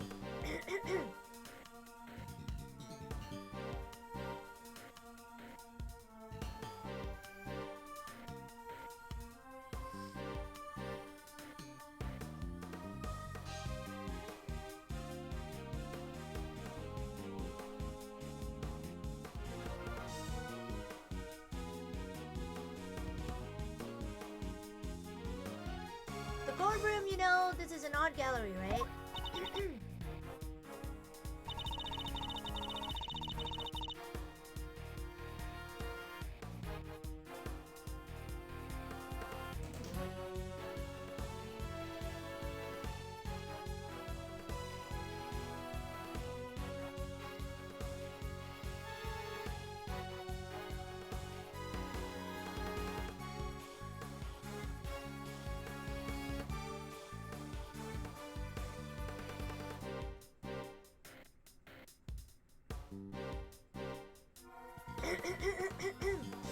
Wait. My friend texted me about work again.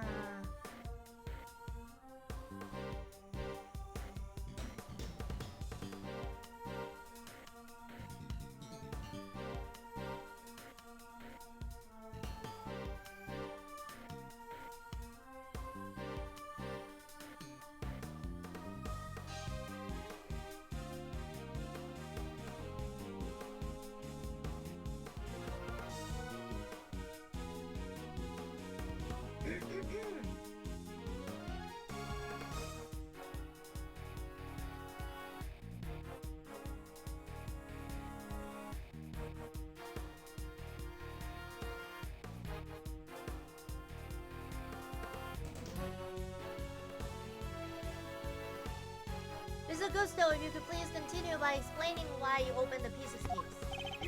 I wanted to see Frost work up close.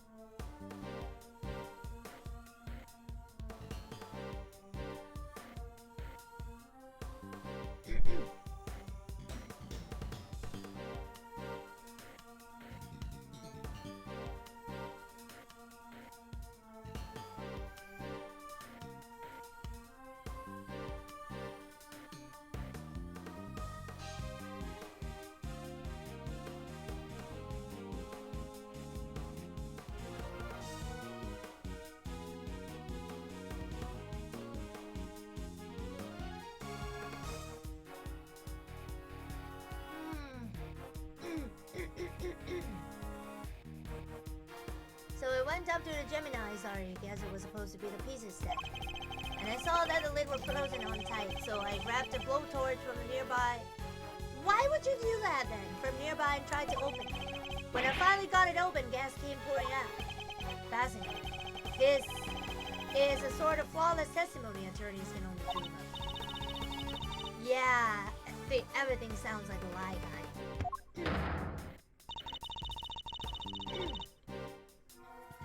I'm not too satisfied with Mr. Gusto's explanation myself.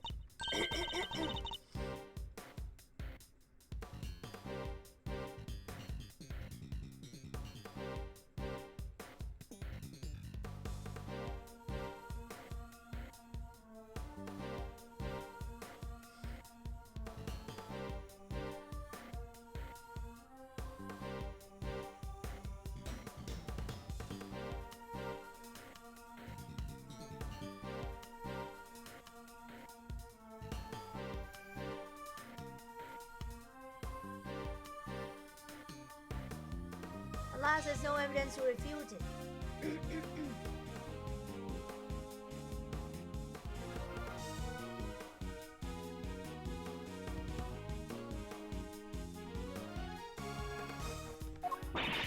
Come on, there must be something.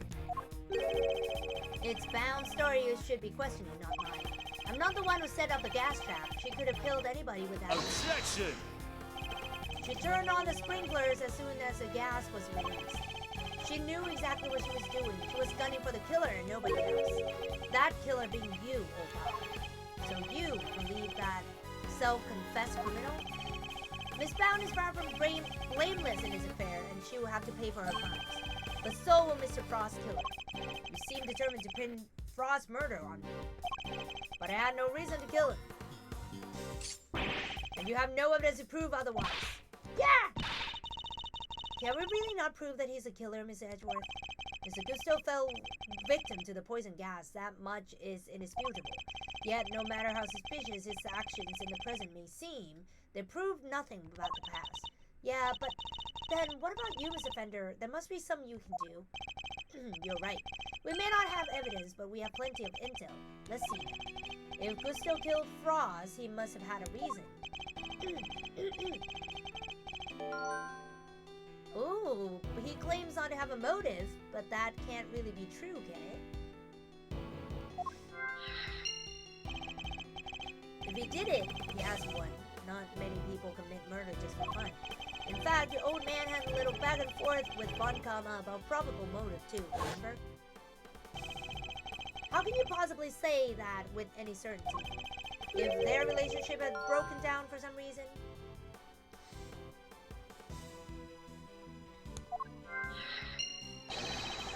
That could very well have been the motive behind his murder.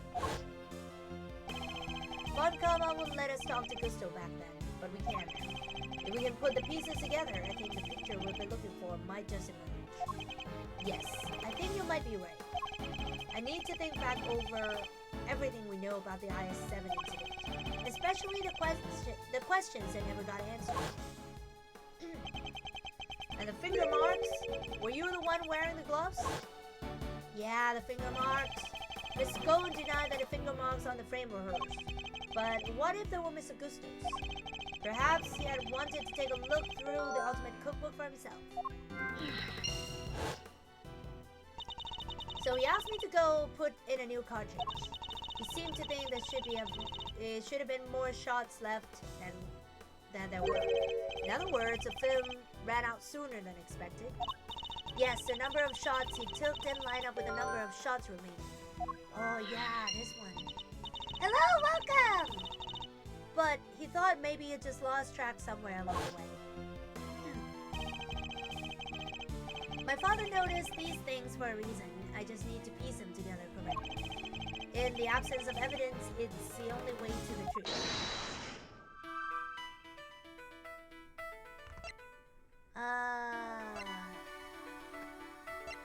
Oh!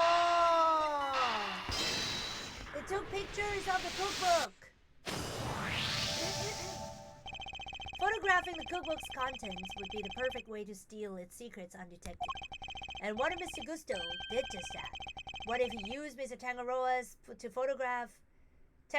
camera to photograph the book? It'd be perfect crime! So much better than stealing it and getting chased by the cops. A sneaky snapshot, or 20, huh? That could work. The only question is, when would he have done it? Good question. What about during afternoon tea? Didn't Delicia say that Gusto and Frost had missed out on little tea party they had? Which brings me to the next question. When do we know for certain that Mr. Frost was still alive? Then, after the contest began, nobody saw hide nor hair of Frost, as he had secluded himself in his room. And the only person capable of entering his locked room was Tangaroa, possessing, as he did, the only key. Miss Scone, were Mr. Tangaroa's works the only ones you sampled? No, dear, I couldn't help myself. When I'd finished my afternoon tea, I tiptoed over to Shillywing's room for a little taste, too. Mr. Frost had kept to himself inside his room after the contest had started, but he was gone by the time Miss Scone snuck into it to sample his work, meaning there's a good chance he was murdered before the end of the afternoon tea.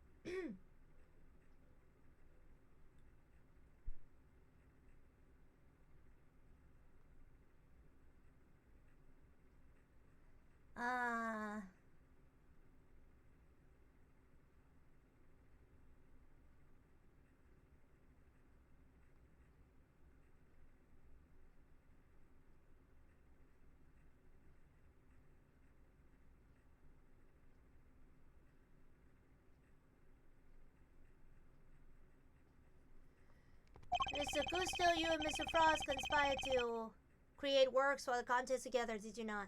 Oh my god, my friends are very... Oh my god. They keep bugging me on text, but well, I'll try not to be bothered so much. Huh? So you know my little secret. Mr. Fender was kind enough to inform me. Mr. Frost was in charge of the designs while you were in charge of the flavor, is that correct? What can I say? I still had a long way to travel on the road to becoming a master confectioner. But you only collaborated up through the semi-final. Something changed after that. We both wanted to show what we could do, show that we were better than Tangaroa. Objection!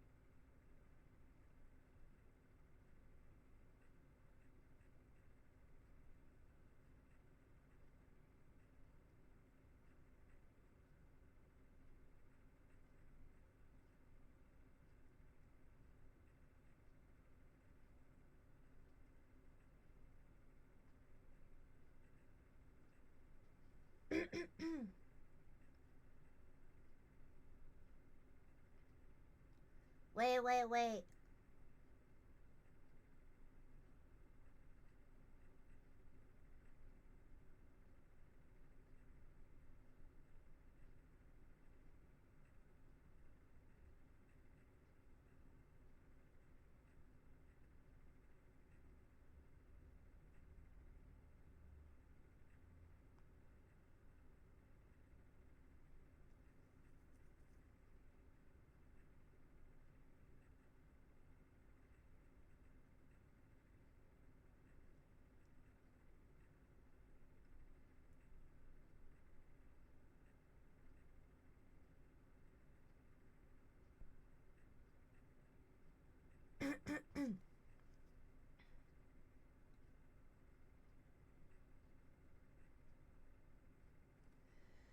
Then why did you help Mr. Frost with his entry for the final? Yeah, what grounds do you have to say that?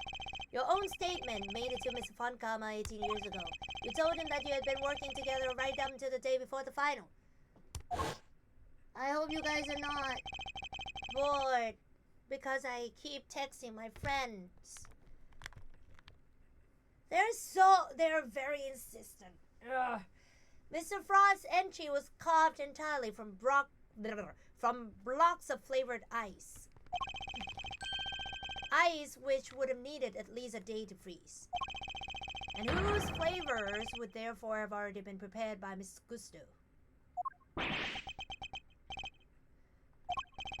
Yes, which lines up perfectly with what Gusto told me that he helped Frost until the day before the final.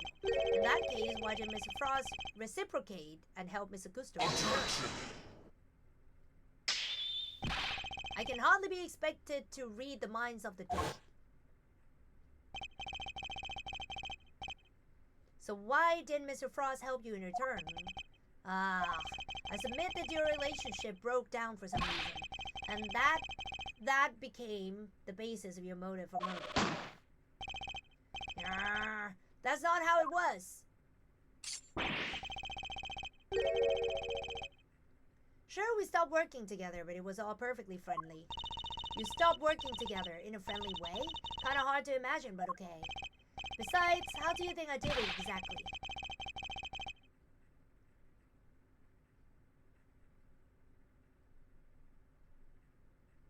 Besides, how do you think I did it exactly? Do you think I just strolled into Tangaroa's room and killed Frost? I could have killed the man while Tangaroa was in there working on his chocolate pieces, could I? I have no idea. So you see, it can't have been me. I wouldn't be so sure. There must be a window of time when Mr. Tangaroa wasn't in his room. And if I can prove that, I can prove that Mr. Gusto had the opportunity to kill Mr. Frost. There's only one.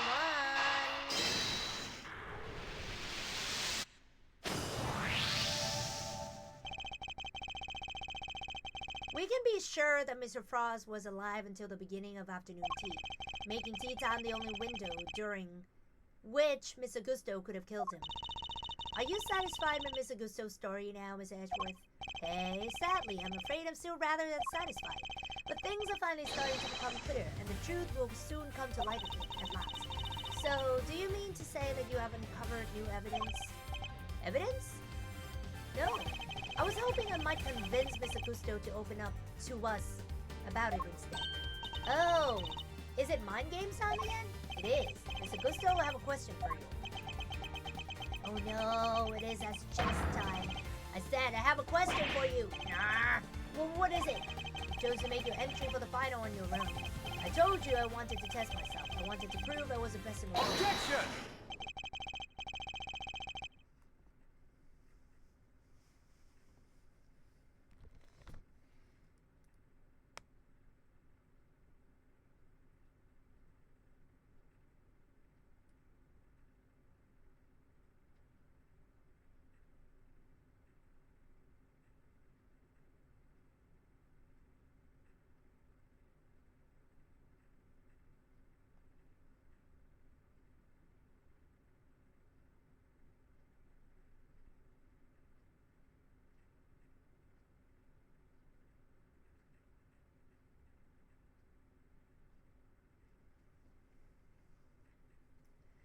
If that were the case, then surely you wouldn't have chosen to cheat in the first place. So tell me, Mr. Gusto, why did you feel the need to team up with Mr. Frost? The mind chess game.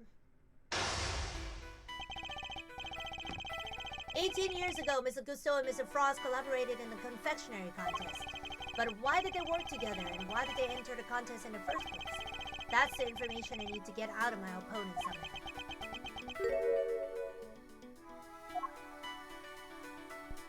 Oh, wow. There are 4 locks? What? Okay. Mr. Gusto seems to have a habit of pretending to be asleep when things aren't going his way. Let's start by focusing on why he chose to work with Mr. Frost. By my hand, now is the time to dig out the truth that was buried all those years ago. Hello, welcome! Hola, welcome. Goddess of Justice, why always me? Yeah, why always her?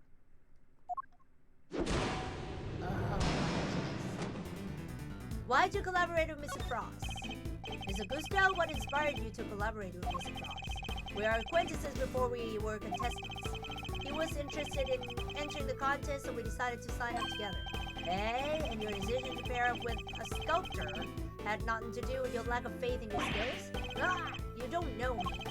We joined forces because we wanted to make the most perfect creations possible, that's all. What? You couldn't do that on your own? I will expose all your lies in the end, Mr. Gusto. It's only a matter of time. What? Sorry. Wanted to see if I could do an impression on you. Turns out it's easy. What? He's happy to buy this time as well as seems. I'll need to pick my words more wisely. What the heck? I need to study my opponent's reactions and pick my own responses accordingly. Okay, fine. Frost's son and mine were in the same grade as me, so we got along pretty well too. Oh? So you were just 2 friends who happened to try for the title World's Greatest Confectioner? Okay, those...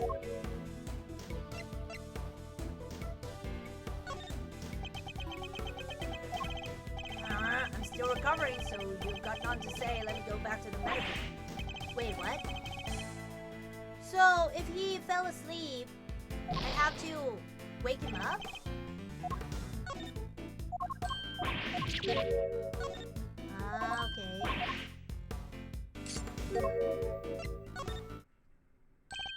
Hey, pretending to be asleep when the... I thought he was like pretending to be asleep because he's agitated or something. But no. When the going gets tough, won't work on me, I'm afraid. Mr. Frost was a sculptor, Miss Gusto. I doubt he cared much about winning a title for confectioners. In which case, he probably had a different motive for taking part in the contest, wouldn't you say?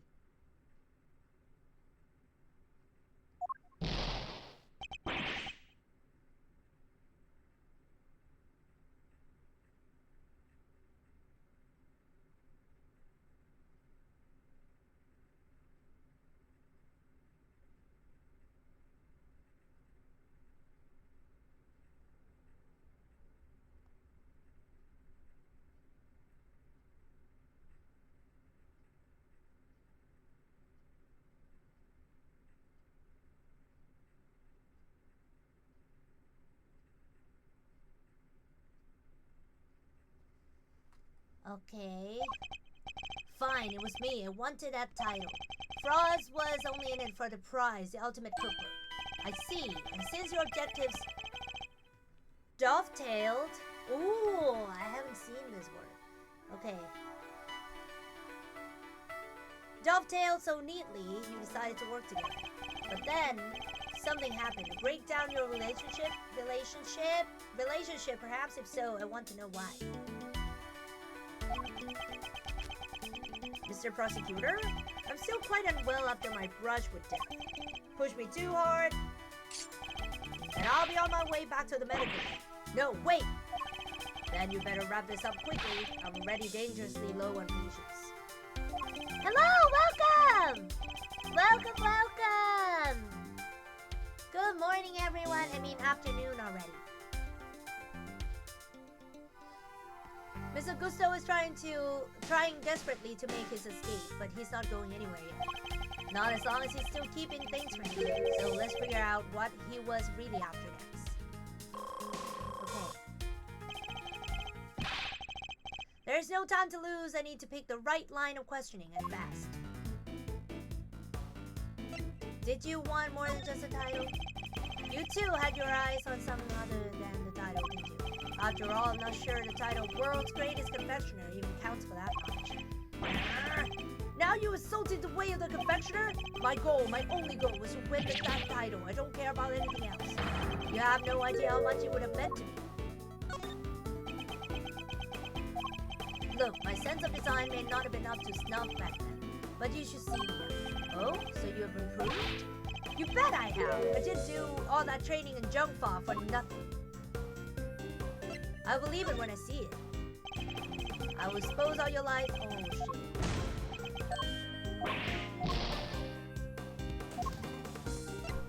What do you mean?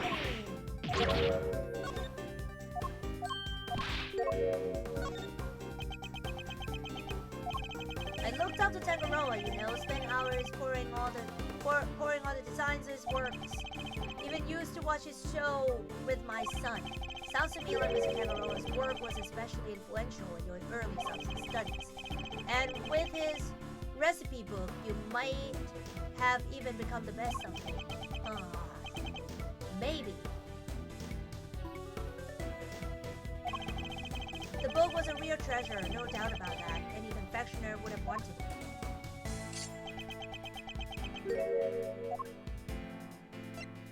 So you were interested in the book too? Hey, you claimed that your only goal was to win the title. Yet you also seem to have had an interest in the contest prize, the ultimate cookbook. Huh? The greatest collection of recipes by the world's greatest confectioner. I can't say I had absolutely no interest in it. And even if I did, what exactly is so wrong with that? Nothing, I suppose. Only that the book contained recipes for medicines, not desserts. And everyone who entered the contest supposedly knew that. I feel like I'm finally getting somewhere. I can't let him slip from my grasp. I just need to stay calm and keep the pressure on.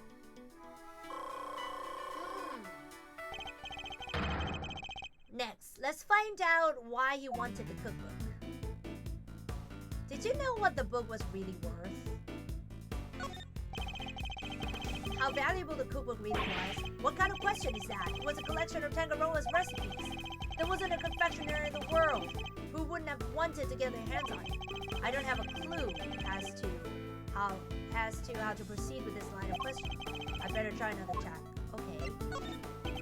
So your plan was to win the cookbook and use it to help with your own creations? What else? A book like that could have improved my craft technique. He didn't know it was a book of recipes of medicines. Who could have made a lot of money if you'd sold it? You could have made it.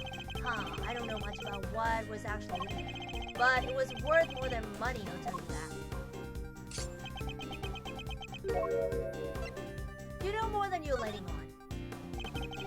Come now, Mr. Gusto. I think you know more about the ultimate cookbook than you think. They told us a little about it at the start of the contest. Eh? Then you know what kind of recipes it actually contains. But that they weren't dessert recipes at all. I see you did your homework. Oh, he knew. Fine, so you know what was really in there, the ultimate cookbook or the Angel's cookbook, to give it its proper title. It's a collection of chemical formulas and ways to synthesize new medicines nobody had ever heard of. So we did know that the cookbook actually contained recipes for medicine. This could be an important clue. Did you know how valuable the cookbook really was? What kind of question is that? It was a collection of that. Okay. Except, your designs may have improved thanks to your training in Jumba, but you clearly didn't do enough work on your skills of deception. You have already admitted that you know the ultimate cookbook was a collection of recipes for medicines. Thereby making your interest not gastronomical, but pharmaceutical in nature. Is it his son related? needed medicine, didn't you? You're a confectioner, Mr. Gusto. You had no professional interest in revolutionary new medicine, which suggests that your interest must have been personal. Yeah, it's a son, I think. I underestimated you. Fine, you're right. Winning the title wasn't the only reason I entered the contest. I needed one of the recipes in that book. It was for my son. He was sick. He was? Tell me more. That's none of your business. I've told you as much as you need to. He looks rattled, but I can't let him off the hook. Let's find out what this mystery illness was. I've almost gotten to the bottom of this. I can feel it. Just a few more moves. Was a book necessary for him to get better? So you needed the cookbook to cure your son. Yeah, nowadays you can get the medication he needed. He needed anywhere. But back then, that book was our only hope. Which is why I didn't dare waste my time on fancy tea parties. I had to give it all. I have to give my all to my book. And what about Mr. Tangaroa's book? Surely that tea break gave you the perfect opportunity to go steal a glance at it? And what makes you think I had the energy or time to care about what the others need?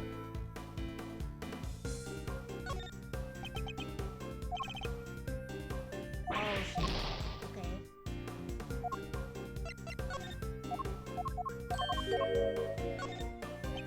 Oh! No! I took the wrong one!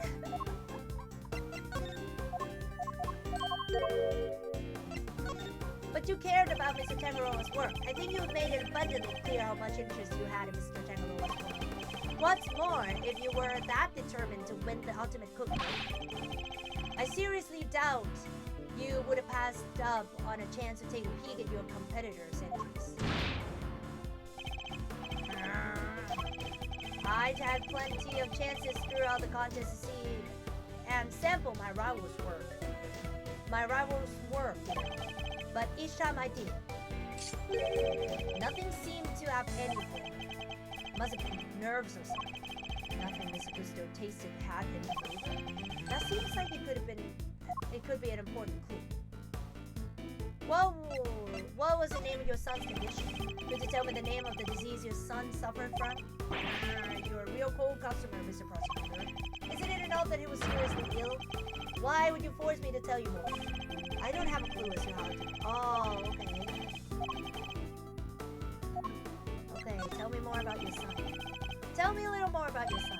He was my pride and joy, and my biggest fan. You entered the contest in order to help him? Clearly don't have children of your own. Any father would have done the same. I would have done anything to help him, anything. Somehow I don't believe you. I'll expose... Oh, why? He didn't seem to be, like... I don't know.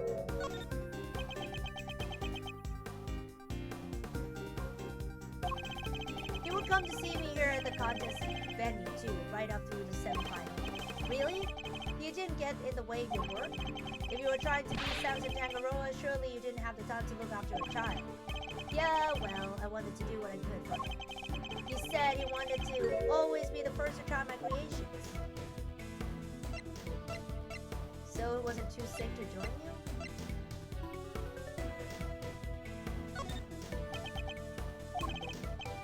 What? I don't know what to do!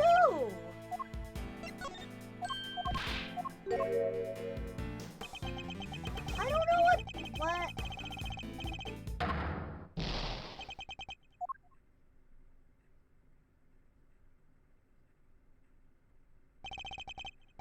Okay, you can't give up now. Come on.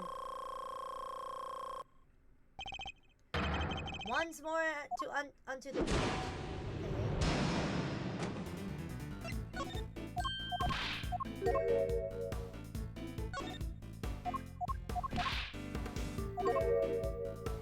So it wasn't too sick to join you?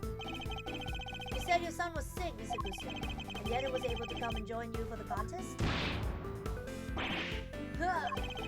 It wasn't that kind of illness, nothing life-threatening anyway. This feels like it could be an important clue. Could you tell me... Okay. But it wasn't life-threatening, was it? You've already shared with me that your son's illness wasn't life-threatening. So why are you so reluctant to share any further details? It may not have been life-threatening, but that doesn't mean it hadn't been life-altering. I see. That must have been very hard on both of you. Of course it was.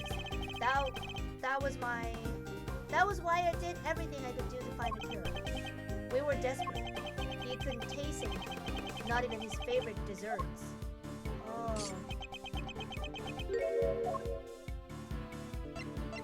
Did he have a taste disorder? As I understand it, the ultimate cookbook contains a recipe for a very particular medication. One that Mr. Tangaloa used to cure himself of his own taste disorder. So he had it too? Too, you say? So your son has a taste disorder then? How did I let this slip? You've been asking me to believe that you needed to win the cookbook in order to cure your son. But was that really the case?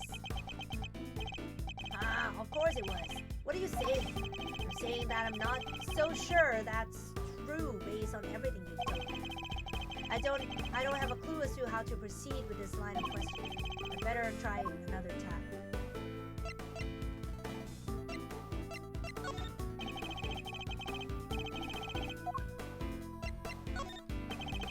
So you needed the cookbook to cure your son? Yeah, nowadays you can get the medication you needed anywhere. But back then the book was the only hope, which is why I didn't dare waste my time at fancy tea parties.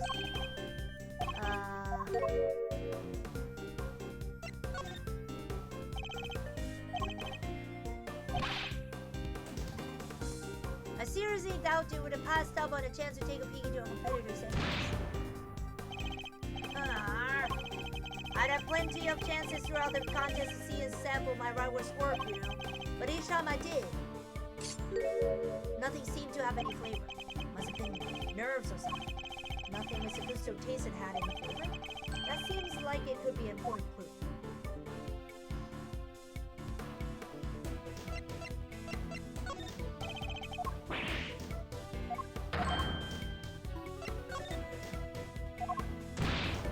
Oh, it's so hard!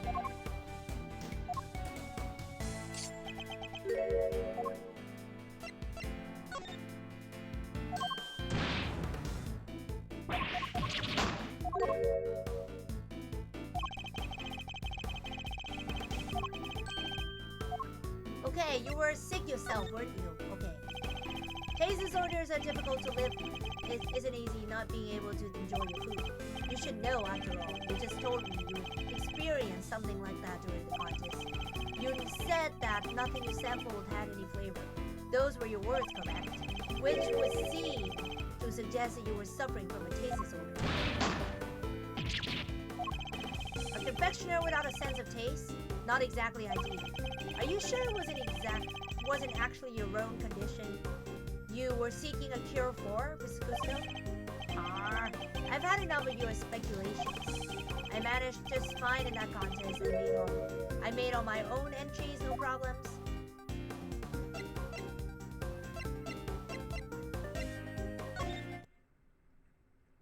Weren't you working with Mr. Frost? Hey, sorry, but I'm afraid you're contradicting your own testimony. You already admitted that you and Mr. Frost had worked together during the contest. It's too late to claim you did it on your own now. Finally. You would have us believe that you are a man of principle, a dedicated student of the confectioner's art. Yet you abandoned those principles and conspired with Mr. Frost to rig the contest. Also, you could cure your own taste disorder. You got me, Mr. Prosecutor. As you said, my sense of taste was shot. My son's was fine. I'd kept it hidden for so long, 18 years, and nobody knew. Sadly, you can lie to others, but you can't lie to me. Both Mr. Gusto and Mr. Frost entered the contest hoping to obtain the ultimate cookbook for the medicine that would cure Mr. Gusto's disorder and the money it would bring in for Mr. Frost. Thus, an uneasy alliance was forged. And that, I believe, is checkmate. Finally.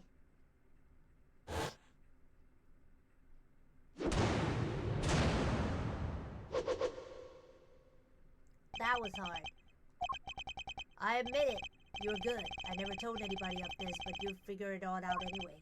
It's true. 18 years ago, I developed a Josia, I don't know. What's Ajusia? It's a taste disorder that makes it so you can't taste anything at all. A confectioner's worst nightmare. Mr. Fender, is it what Mr. Tangaroa had as well?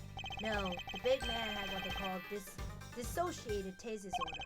Basically, some things he could taste just fine, while other has no flavor at all. So he suffered too. Can't have been easy. Not when there wasn't a way to cure it on the market, which is why you needed Mr. Tangaroa's cookie. To admit now that it was a real reason you entered the contest, it was only one of the reasons. I wasn't lying when I said I wanted the title. When I put my mind to something, it gets done, and I won't lose to anybody. I may not have been able to taste it then, but I still knew my stuff was good enough to win. Oh, so you went into the final thinking you stood a good chance of winning? Of course. What was it that Fender said about what Mr. Tangaroa thought of Mr. Gusto's creations? Mr. Gusto creations were a perfect balance of flavor and design, at least up through the semi-final. But disappointingly, his entry for the final was subpar on both counts. We were told that your entry for the final was far from the prize-winning taste sensation you described. What happened, Mr. Gusto? What went wrong that day? Fine. You want me to talk? I'll talk. But you're not going to like what I have to say. Oh my god, it's so long, my entry for the final. Frost and I were working together right up through the semi-final. I handled the flavor, he did the designing. But I wanted to face Tangaroa in the final on my own, no help, just me and my skills. So I helped Frost with his entry, but mine I didn't. If it didn't taste good in the final, that's on me. What can I say? I lack training. And that's all there is to it. Happy now? There don't seem to be any obvious contradiction in his testimony. Yep, not that I thought it'd be easy to get anything real out of him. He's managed to not let slip what really happened for 18 years after all. Why don't you try pushing him a little, Mazzarino? If you can't shake someone loose, I think I just might have to, Fender.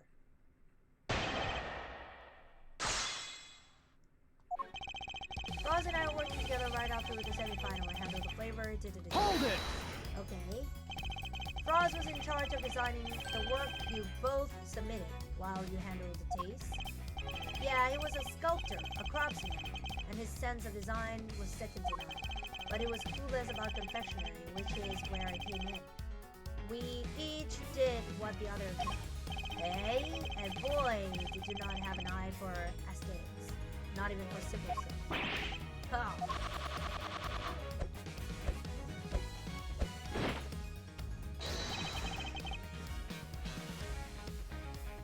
How do you like me now? The national symbol just fine. Oh yeah, it's a phoenix! That's awesome! I'll say, pretty different to the stuff you were pumping out 18 years ago. Ha ha ha ha, behold the fruits of my training! I've dedicated my whole life to my craft. But back then, we both needed each other's help, so we joined hands until the final. But I wanted to face Tangaroa in the final on my own. No help. Hold it! So you were serious about winning the title then? Of course, the art of confectionery is my life. Why wouldn't I have wanted to be crowned the greatest? But I still had a lot to learn back then. Guess it's no surprise my work wasn't up to scratch. But the title wasn't the only thing you wanted. There were the cookbook too. And you wanted the book even more than you wanted the title. Isn't that right, Mr. Gusto? Overruled! Miss Edward, you were badgering a witness who is still suffering the effects of today's attack. Oh my god, she's so annoying! I cannot allow this harassment to continue. You are harassing me, girl. Yeah, I understand, Your Honor, but ignore him, Mr. Gusto. You need not answer that vile prosecutor's question. But please, do continue your testimony in your own time.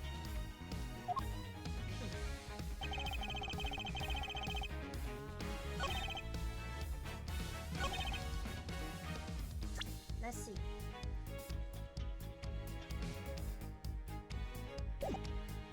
So help Frost with his entry, but mine. Hold it! So you're saying Mr. Frost didn't help you at all?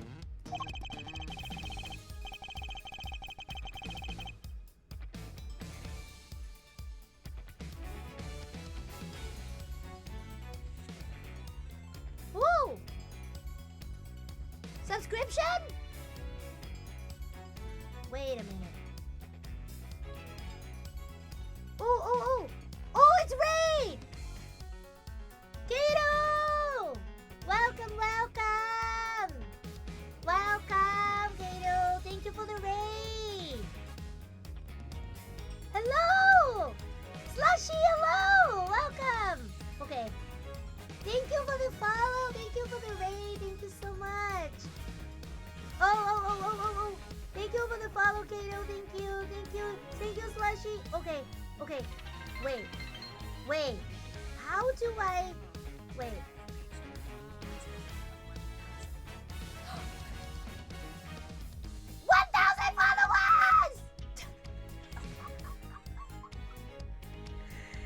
You pronounced my name right first try. Really? Because you know, I think I have my favorite character in the Hunger Games. His name is Kato too.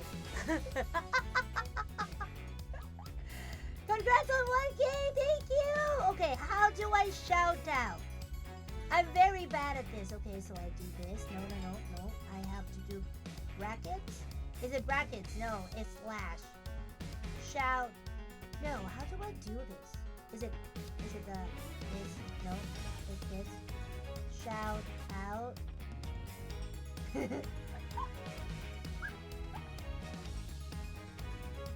Exclamation point! It is exclamation point, right? Is it exclamation point? Okay, I'm gonna say that I'm very, very bad at Twitch. Thank you so much. Thank you everybody for coming. Thank you. Okay. Is it like this? No, I don't. Wait a minute. I feel like I missed something. I mean, nobody rated me for so long and I forgot how to.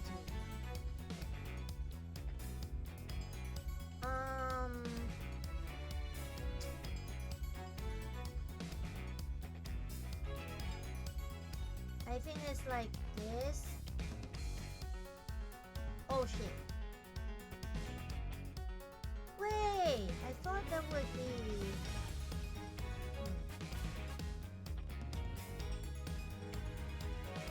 Oh, thank you. Okay, let's see.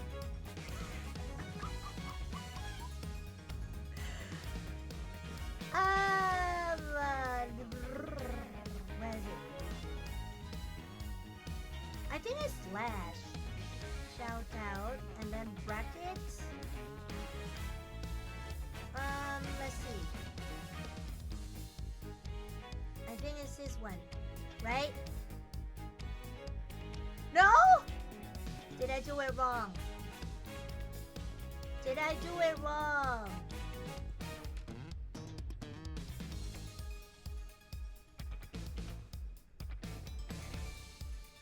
What do you mean? Is it like this? Yeah, I did! I did it! Okay, slash. Okay. I did it! Thank you so much for coming and thank you for the follow as well. Thank you. My name is Kinari Hoku. You may call me Hoku.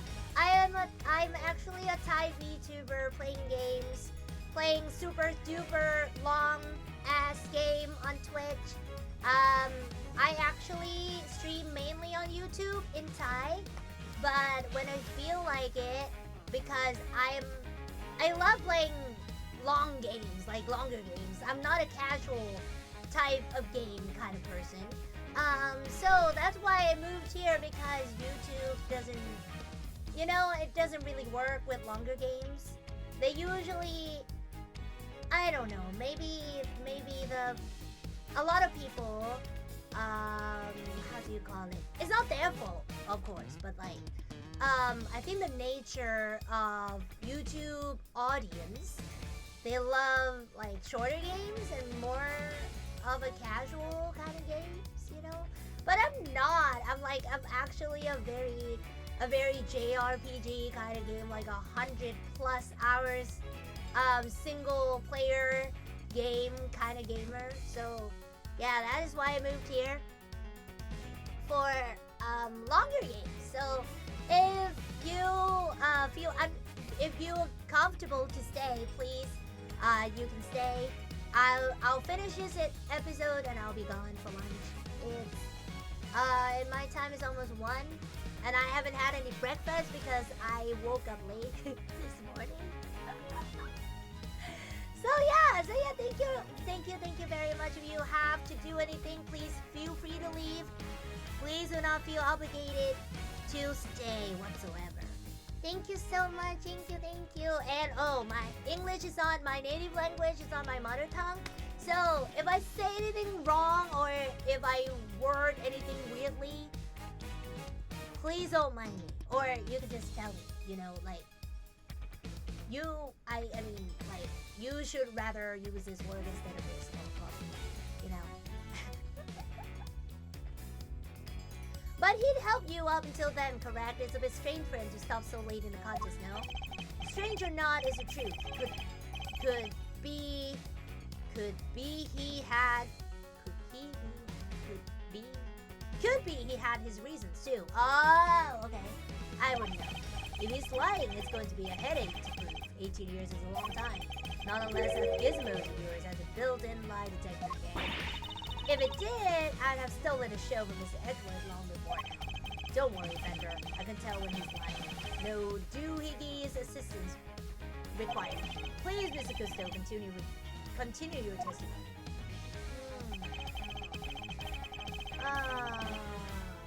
If it didn't taste good in the final, that's on me. What can I say? Hold it! And yet, I heard that your creations prior to the final were scored highly for their flavor. And what went wrong? Was there some kind of cooking accident on that day? Huh, no, nothing like that. It was, I told you, I had a taste disorder. My sense of taste failed me. It's as simple as that. But Mr. Frost's entry was complimented on his flavor. Your sense of taste hadn't failed you. Did something happen overnight? I don't think he's going to spill any more beans, Mr. Edward. Then perhaps I should ask him about something else. Ask about the semi-final. There's some change between the semi-final and the final, Mr. Cousteau. Not really. What? Oh, okay. I thought that was it as he was gonna say. The only difference between the semi-final and the final was that Frost wasn't helping him. Hold it! Thank you. So you really completed your final entry without Mr. Frost's help. I may not have had his design to lean on, but I knew it was still solid when it came to flavor. So the visuals were the only thing that changed between the semi-final and the final. You sure, Gusio Bao? Gonna have to call you out on that one, I'm afraid.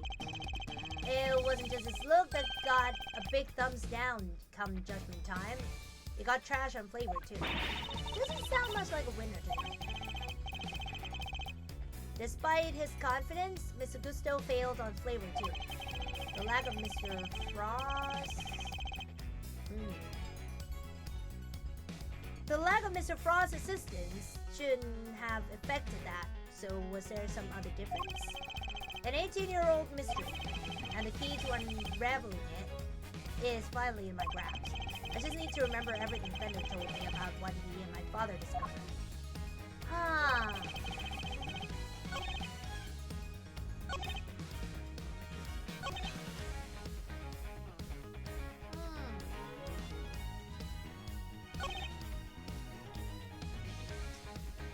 Frost wasn't helping me. Okay, let's see. Okay. So you really complete your final entry without Mr. Frost's help. I may not have had his design to lean on, but I knew it was still solid when it came to flavor. So the visuals. Yeah. The lack of Mr. Frost's assistance shouldn't have affected that. So was there some other difference? I think I have to press this one, but what's the difference?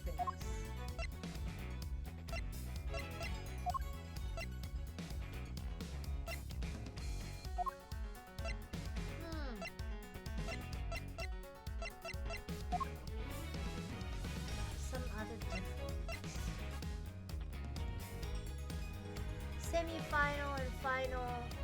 The only difference between the semi-final and the final was that Frost wasn't helping.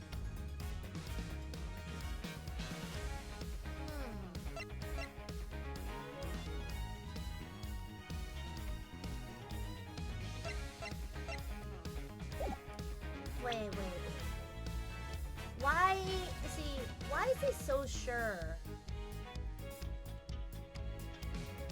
that he was solid when it came to flavor? I knew it was still solid when it came to flavor. So the visuals were the only thing that changed between the semi-final and the final. You sure? Wasn't that its looks that got a big thumbs down come judgment time? It got trash on the flavor too. Doesn't sound much like a win.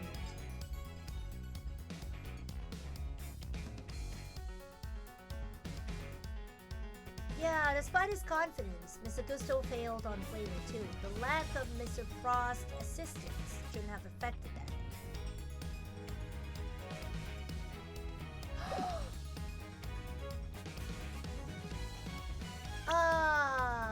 The sugar? The salt?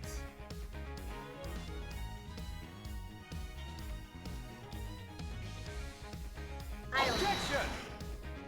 No! I thought it was a salt!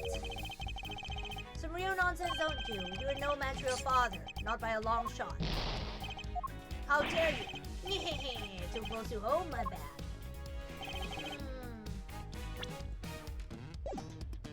Wait. Do I have to press this again?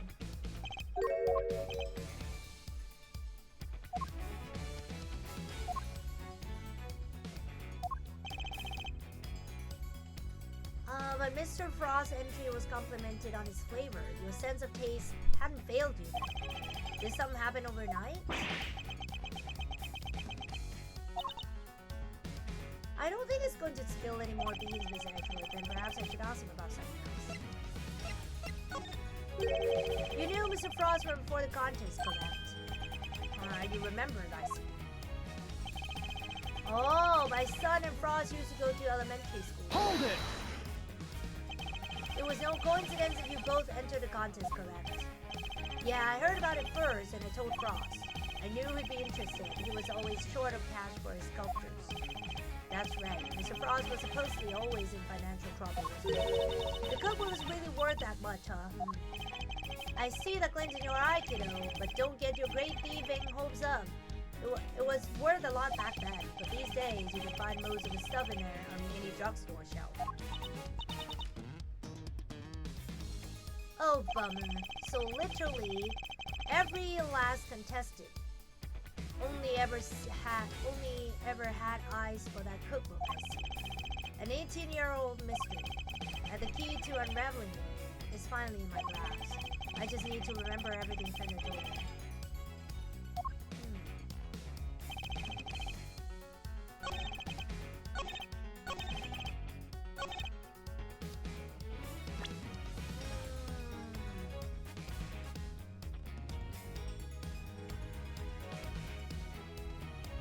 Every last contestant only ever had eyes on their cookbook.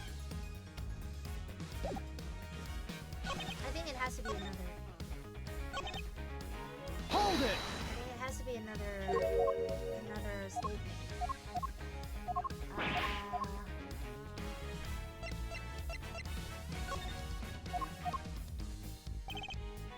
Yeah.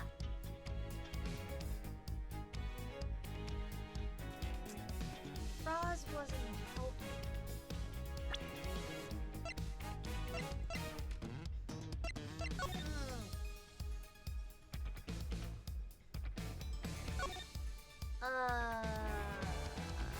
Victim's body was found inside of his creations, leading to his arrest. While in detention, Tangaroa discovered that he had a taste disorder, which was subsequently cured via medication. Convicted as an accomplice based on his confession. Also known as Paul League, under which name he was a renowned sculptor in France. Contestant in the confectionery contest. Body was discovered in Tangaroa's room. Cause of death was blood loss following a blow to the head.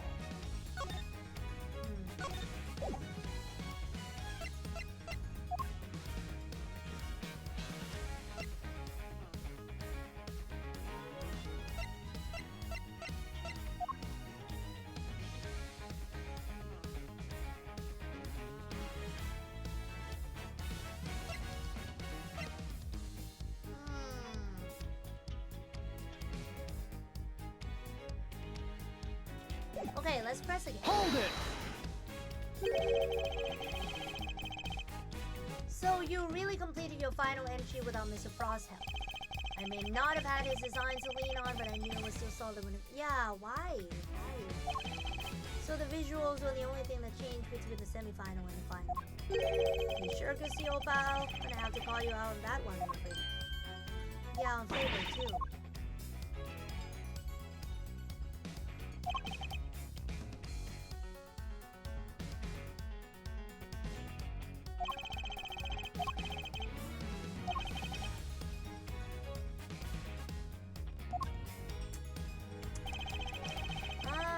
I feel like I have to press this one, but I don't know what to do.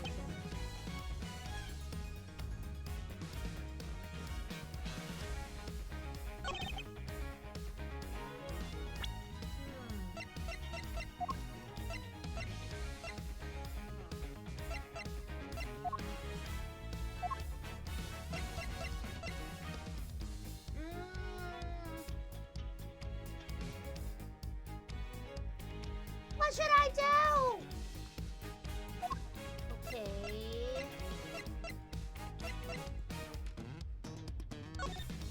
Nope, there's nothing here. It was not this one. Chocolate? Objection! No. This proves it. Nope, nope. It doesn't prove anything, baby boy. I'm sorry, I don't need to look at it. It's garbage and you need to try harder. Oh no. You're looking to improve your professional skills. I wholeheartedly recommend going to Jungfa. No.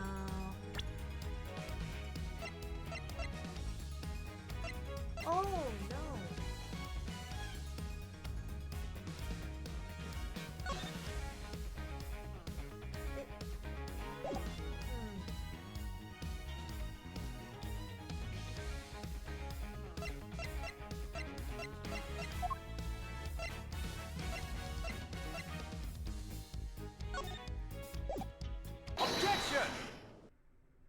Someone helped him. I can think of one significant difference between the semi-final and the final, Mr. Gusto.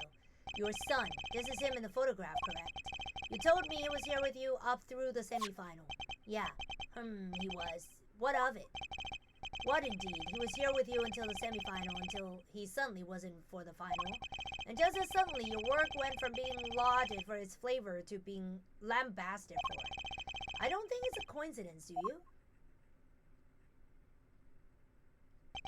He wasn't just spending quality time with his father. He was playing a much more pivotal role than that.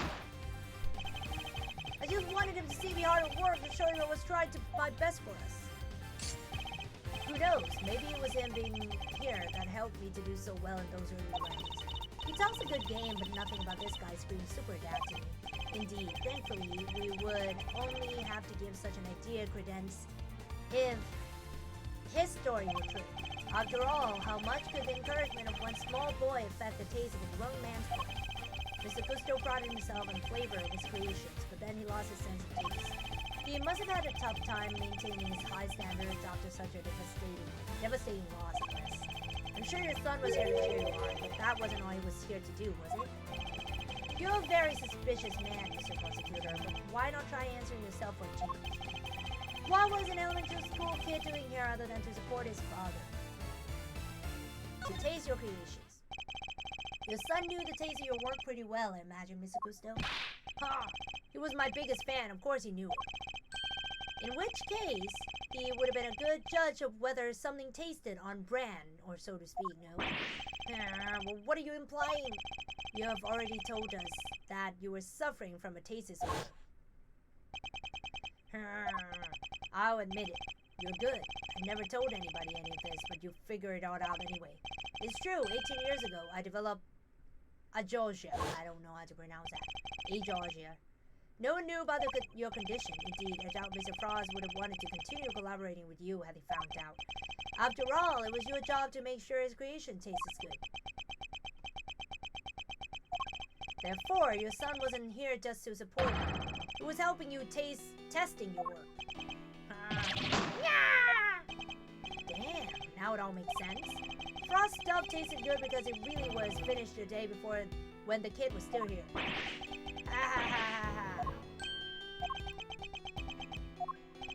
You have a vivid imagination, Mr. Prosecutor. But do you seriously think I'll trust a kid to tell me how to adjust the taste of my masterpieces? I have some pride, you know, even back then. Did you now? My designs may not have been much to write home about back then, but I always knew my work tasted better than anybody else's. You think I'd risk everything by putting my reputation in the hands of a child? This is just more speculation, that's all it is. In that case, I have to speak with your son this instant. Let's see how much of your story you can corroborate. Sadly for you, my son is no longer my concern. What? As soon as I got my sense of taste back, I went straight to Junkbot to start my training. And cut off all ties with a kid for good. What? That was me! What? You abandoned your own child? And that ain't half of it. No one knows where he is anymore. The cops have looked all over for him, but no dice. So, still think you can prove as in theory, I'd like to see you try. Wait, but the statutes of limitation suspended when the suspect go abroad, right? So, it is still going on. We can still catch him. You think I care about anything besides confectionery? I think you can. I got my sense of taste back. What need do I have for a son? Oh my god. Silence in the court. While Mr. Gusto's words and actions may demonstrate a certain lack of humanity on his part, the goddess of justice cannot judge him for that. Therefore, Mr. Edgeworth, I believe it is time for you to admit defeat. Yeah, give it up. 18 years is a long time for anything to surface now. Prove or otherwise. Yeah. Mr. Edgeworth, we have to do something. If we don't, the truth might be lost forever. Grrr. Where are you, Detective Gumshoe? Can't imagine whose blood it could possibly be, but I'll get it tested right away, sir. Please do, Detective. That's the last piece of the puzzle, I'm sure of it. Once we know whose blood it is. Hey, Miles. Sorry to cut in your Palestine, but I was pondering something. Our friend Gusto didn't come here just to check up on the body, did he? You mean because he tried to open the case? Exactamente. Exactamundo. Think we have anything that might explain why he tried to do that? He might, if Detective Gumshoe can make it back in time with a certain piece of evidence. That's quite enough idle chatter in defense. Now, if you... Mr. Edgeworth, sir! Sorry to keep you waiting! Nice. Hey, speak of the devil. Nice! I take you have the test result, Detective. Yes, sir! The lab just got back to me! Detective, please. Court is in session. Now then, am I right to assume that you are bringing us the evidence Mr. Edgeworth was just speaking of? What? Hey, no fair! Why didn't anybody tell me about any of this? It is indeed the evidence in question, Your Honor. It needed testing, so I asked him to carry it out. What the? Why is everybody always helping me? I'm supposed to be the one in charge here. Mr. Winter? I'm sorry I didn't involve you, but this is important. Can we at least hear what the detective has to say? Well, alright. So, Detective Gumshoe, what did the test have to tell us? You're not going to believe this one. The owner of the blood we found in the liquid at the bottom of Gemini cases. Gamelo Gusto, the victim of the poison gas attack. What are you talking about? Thank you, Detective. You've been very helpful. Well, it looks like my suspicions were correct. What do you mean, Mr. Edgeworth? Yes, what do you mean? Explain yourself. What is the significance of this blood to this case? It's only the very thing the perpetrator of the IS-7 incident has been trying to hide all these years. The fact that your blood was found inside the Gemini case, Mr. Gusto, is as good as us finding your blood lying next to Mr. Frost. Overruled. Why would there be traces of your blood there of all places, Mr. Gusto? I have no idea. If you won't answer Her Honor, Mr. Gusto, then I will. There wasn't just blood in the liquid from the Gemini case. There were traces of salt and sugar too. There were? And if you remember, one particular part of Mr. Frost's work was allegedly very salty. Oh yeah. You're talking about what Luxia told us back then, right? What was it again? Ever. I've never tried ices so scrumptious in all my life. Really? Yeah, I wish I could have had a bite.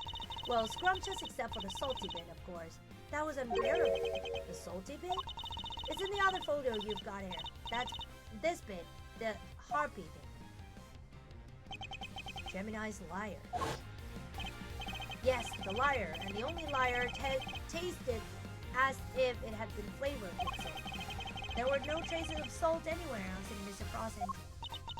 Very interesting. And perhaps you can tell us, Mr. Edgewood, where did the salt on the liar come from?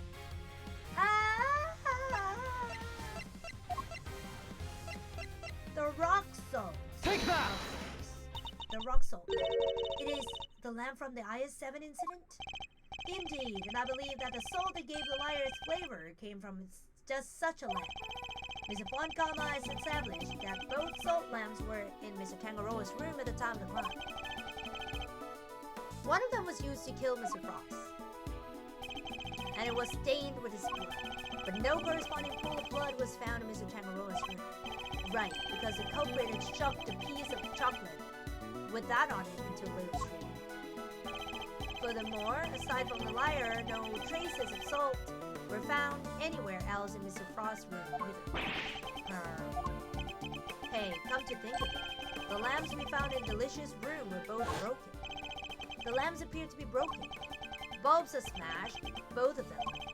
Maybe they fell and broke on the floor? We never did figure out how the one that wasn't used to kill Frost got busted. Are we thinking maybe it had Gusto's blood on it at some point? Anyone whose blood was found on one of the lamps would have been a person of interest to the police. So the killer needed to hide the blood somehow in a way that wouldn't arouse suspicion. And you are seriously suggesting that the liar was used to do just that? I am. I suspect that the bloody salt was somehow applied to the liar so that it could be hidden inside the case. Because unlike the fountain water, the sculptors would have needed more time and care to test properly. And so he waited and waited for his chance to dispose of the liar undetected. Then the reason he's here today is 18 years ago, Mr. Frost's body and the evidence pointing to his killer were taken away to him. This, of course, was not part of the perpetrator's plan, and thus a new dilemma arose. The possibility that the body, the incriminating evidence of both, would resurface one day. So back he comes 18 years later, sleeping bright and early to try and cover his tracks. Well, Mr. Gusto, are you finally ready to admit it? That you are the one responsible for the IS-7 incident? Mr. Gusto, it's all because of you, the Samson... I knew it. It's not gonna be over so easy. Gusto? So I finally got caught, huh? All these years later, nobody came close back then. Not even the big shot prosecutor or the attorney. That's some impressive work, Mr. Prosecutor. I had to hand it to you. You admitted then that you murdered Audie Frost? Sure, I do. Oh, I did it. I killed him. But he only had himself to blame. What do you mean by that? He agreed to help. We were supposed to help each other so that one of us could win. And whoever won was supposed to let the other use the cooker.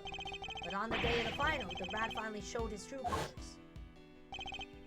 Seriously, Frost, we had a deal. Sorry, I'm not helping you in the final. Our little agreement is over too soon. But I helped you. I spent all day yesterday making the ice for you pieces. Did you? And you can prove that, I suppose. What do you... Wait, you were planning to betray me right from the start, weren't you? Well, Artie Frost, I will cross me. I had to make my piece for the final by myself. And like you said, my son wasn't there, so I didn't have any help with the flavor either. So much for the pride you claim to have in your ability to make delicious desserts. Go ahead and judge. You have no idea what it was like for someone like me to lose my sense of taste. I gave up everything to become the best. Everything. I take pride in that. Some things someone like you could never understand. You're right, I don't understand. Do you take pride in the fact that you resorted to murder? Or that you abandoned your son? Why would I want to understand someone who could do such things? A man can't afford to rely on other people. I learned that the hard way 18 years ago. My son never showed up on the day of the final. And in hindsight, I wouldn't be surprised if Frost was the reason why. Why would you think that? What exactly happened to your son? How am I supposed to know? I told you, he's not of my concern anymore.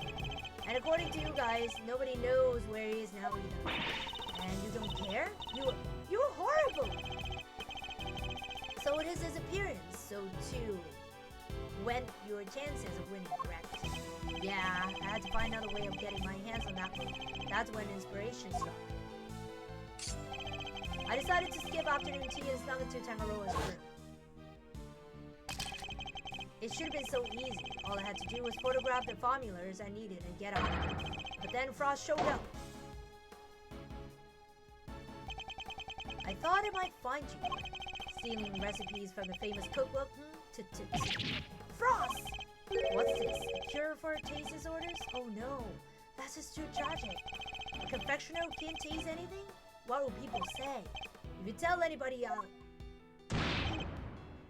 Ah! You what? Can't even hit me, you miserable worm. Why, you... Frost shoved me hard when I went to punch him, knocked me clean off my feet.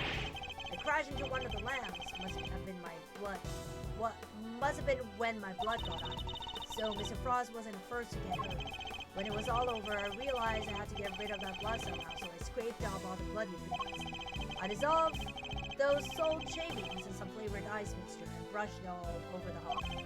But that's how you made it evidence linking you to the murder vanish. Frost was going to blackmail me. He would have made me give him money to keep quiet about my condition. So you decided to have to kill him? Yeah, I guess I did. Why would I let him live? Would you want someone holding something like that over your head? Besides, he is the one who drew first blood. Makes for a solid case of self-defense, don't you think? So that was the impetus behind it all. Anyway, I initially took the lamb to Frost's room. Went straight there once I figured out how I was going to hide the bloody. Inspired by all the ice sculpting tools lying about the place, I guess. You're not as dumb as you pretend to be. Yeah, I figured I could use them to chip it off and grind it up. Once I was done painting stuff all over the harbor scene. But why Samson? Why'd you have to frame him? I never meant for the cops to pin it on him. That was your fault. You and the rest of them.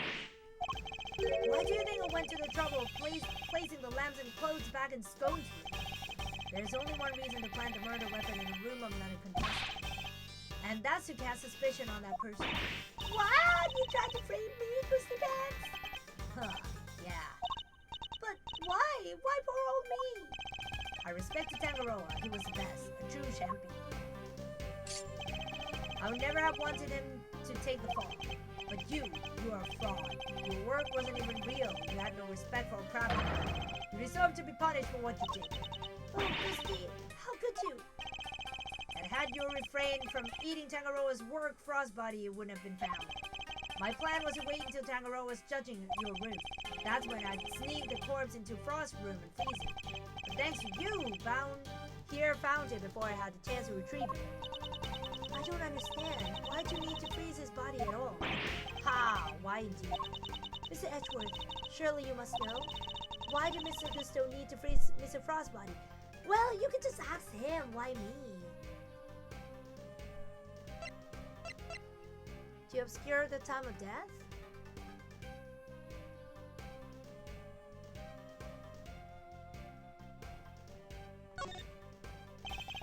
Mr. Gusto needed to freeze Mr. Frost's body in order to obscure the time of death. If they're determined that the murder occurred during afternoon tea, he would have been an obvious suspect. Bingo! Freezing Frost's body wasn't simple, preparing everything took time.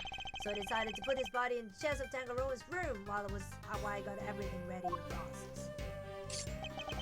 At the time, it seemed like the perfect hiding place. Never counted on some gluttonous pharmacist showing up and making the whole ship collapse. I still don't get it though. Why disguise the body as an ice sculpture at all? The sooner it was found, the smaller the effect of freezing would have had on masking the time of death. Therefore, you needed to disguise it, at least until it fully frozen. How awful. Using Mr. Frost's own work to help you cover up the truth behind his murder. Ironically, Tangaroa would have been just fine if the body hadn't been found before he got it out of his room. If only things had gone to plan, he wouldn't have been arrested, let alone convicted. You mean it was my fault? Everything that happened to Samson, it was all because I found the body? Don't let him get inside your head, Jutes. None of this is your fault. If it wasn't Samson, it would have been Luxia instead, so she would have been the one they arrested. Either way, there is only one person to blame here, and that's Gusto. It didn't help that the initial detective was so bad at his job. He never even told the prosecutor that the body had vanished. So then, Mr. Fanname had unwittingly placed Mr. Tangaroa under arrest in the absence of a body. I mean, I guess it would explain why he was so keen to wrap things up. Still, you'd think he'd notice something as big as that if I'd taken a look at a few reports, right? Not if someone had been deliberately distorting the facts of the case. So either way, it seems that Mr. Fanname didn't know about the body until after the arrest had been made. But admitting that would have spoiled his perfect record. So he kept it to himself and proceeded to prosecute Mr. Tangaroa regardless. Can this really be true? You don't feel bad at all? Somebody spent 18 years in prison because of you. Hey. Sticks and stones, girlie. Sticks and stones. What a jerk. I ought to arrest you right now, pal. I'm afraid I can't allow you to do that, detective. So you notice, glad somebody did. The judge is right. You can't lay your finger on me. What? Why? You just confessed to murder. No idea, then I guess I better lay it out. Oh shit. I knew it. Why you can't arrest me?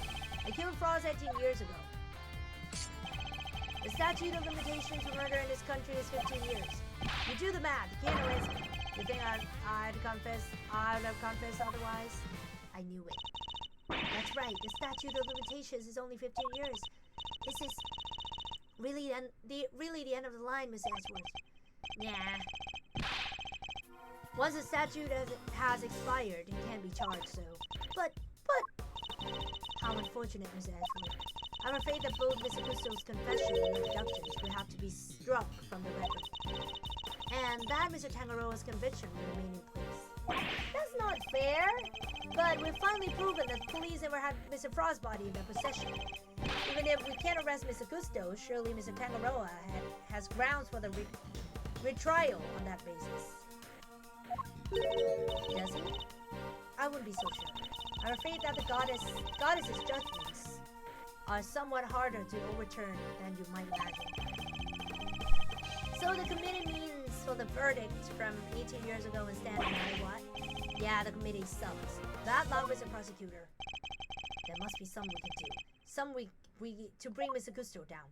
Yeah, he went to Jungfa, so he got suspended. I killed Frost 18 years ago. The passage of time doesn't diminish what you did, Mr. Gusto. It sure diminishes one thing. Your ability to arrest me. Oh, can arrest you real good. I could have you in cuffs before you're in blink, pal. Right, Miss Edgeworth? This issue isn't open and shut. Isn't as open and shut as you make it out to be. Can't touch me, it's too late for that. The statute of limitations for murder in this country is 15 years. Hold it! Depending on your actions over the last 18 years, the statute may not have expired yet. This ought to be good. Alright, I got none to hide. If there's something you want to ask it. Very well, tell us where you've been and what you've been doing since. Sure. Not long after the contest, I was able to cure my taste disorder thanks to the formula from that book. Not so long after that, I went to Jungpa to really buckle down and hone my craft. That explains a lot. We tried to contact you after the fact, but I guess you were long gone by then. Huh, yeah, could be. I left. Let's see. Around a year after the murder, it was before Tangaroa's last day report. Going to Jungpa was the best thing I ever did. Flavor, design. I'm the full package. Objection! And all the backs of those whose lives you destroyed. What's an omelet without a few eggs, son? Nothing, Mr. Prosecutor, nothing. You're evil. Sticks and stones, girlie. You can't arrest me, and that's all that matters. Nah, I need more to work with. There has to be someone who can get out of here. Maybe I can push him further on statements he just made. Is there anything I should follow up on? His training in Jungpa. I'd like to tell us more about your training in Jungpa, if you wouldn't mind. Fine. I later went to Jungpa to train, and I finally became the best in the world. Hold it! Jungpa? And you were there for a while, I imagine? Yeah, I left sometime after the investigation was wrapped up. I've been meaning to go there and start my studies for a while, and thanks to the hard work I put in.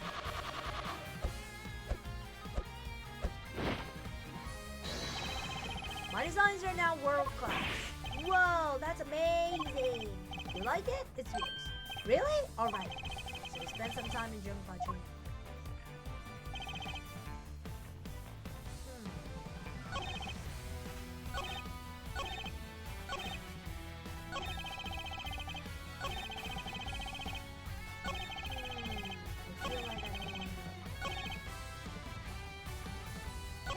Okay, Hold it! Depending on your actions over the last... Oh, okay. Objection!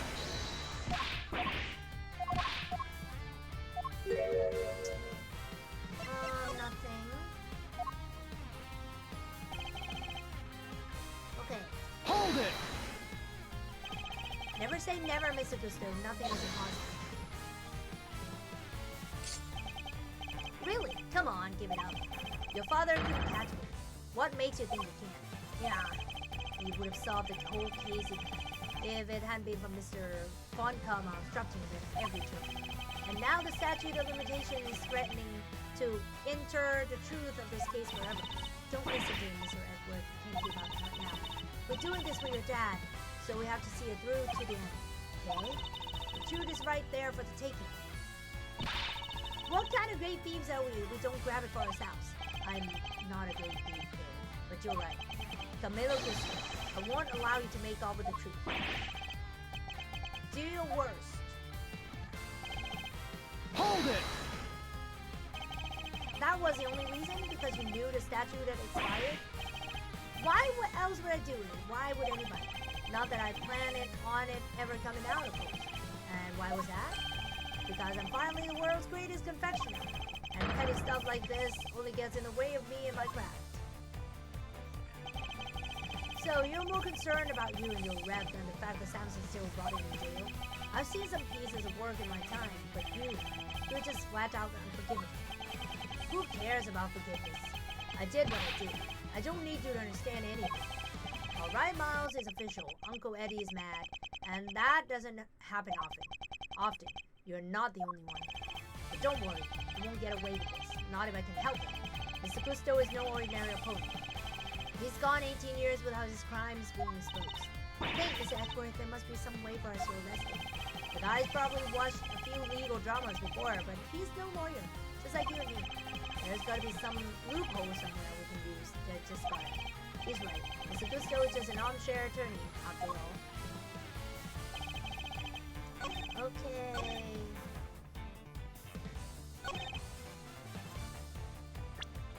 I'm not sure if it's this one or it has to be another one.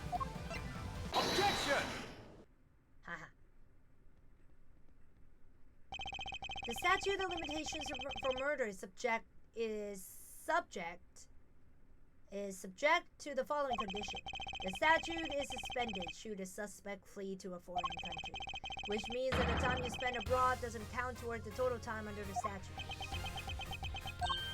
No way! So it's like someone hit pause while he was in Jungfa? It appears that there may be time left on the clock, but that will depend on how long you stayed in Jungfa, Mr. Gusto. It was 3 years ago. 3 years? Hold on. Nobody say anything until I've done the math. The murder happened 18 years back. The statute is 15 years, and the 3 overseas. 15 plus 3 makes exactly 18, which means no way! Miss Edgeworth, you did it! The statute has expired after all!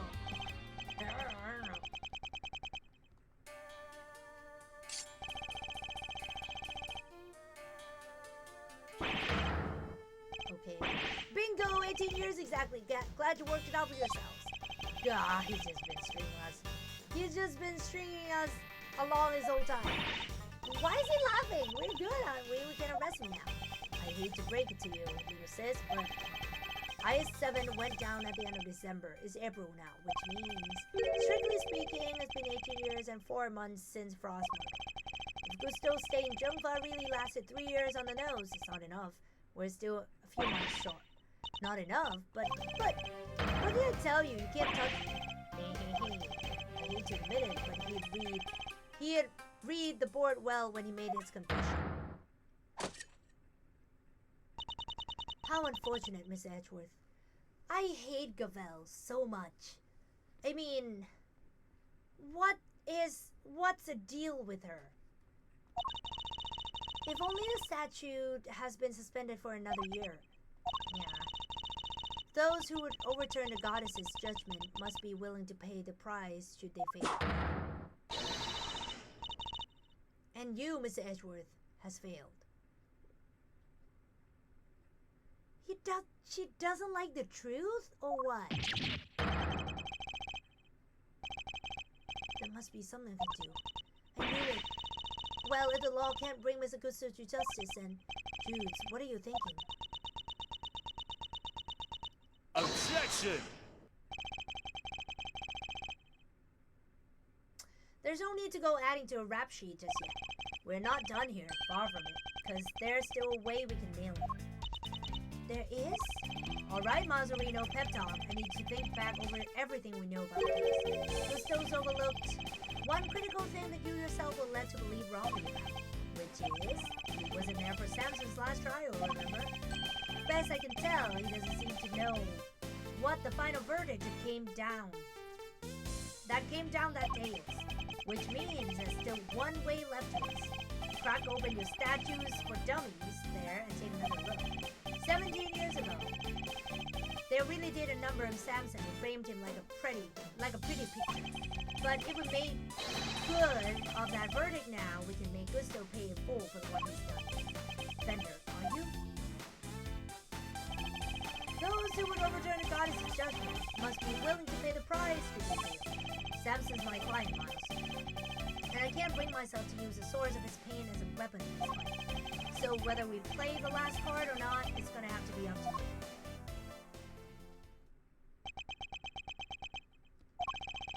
Bringing Mr. Gusto to justice can only happen if I use the outcome of that hard-fought trial. So, should I raise an objection and play that card for not or not? Yeah, raise.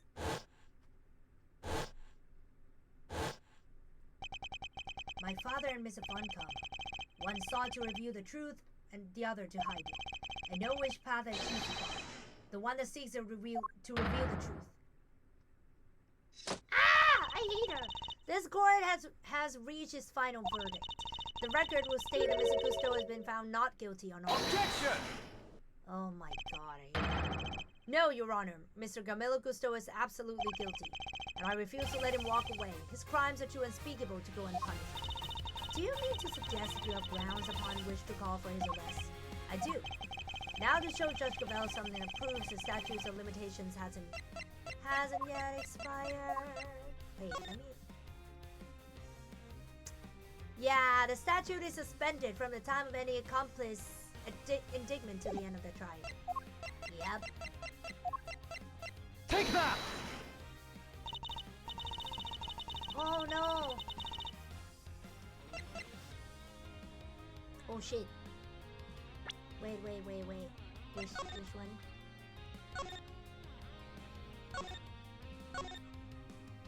Suspect data, okay.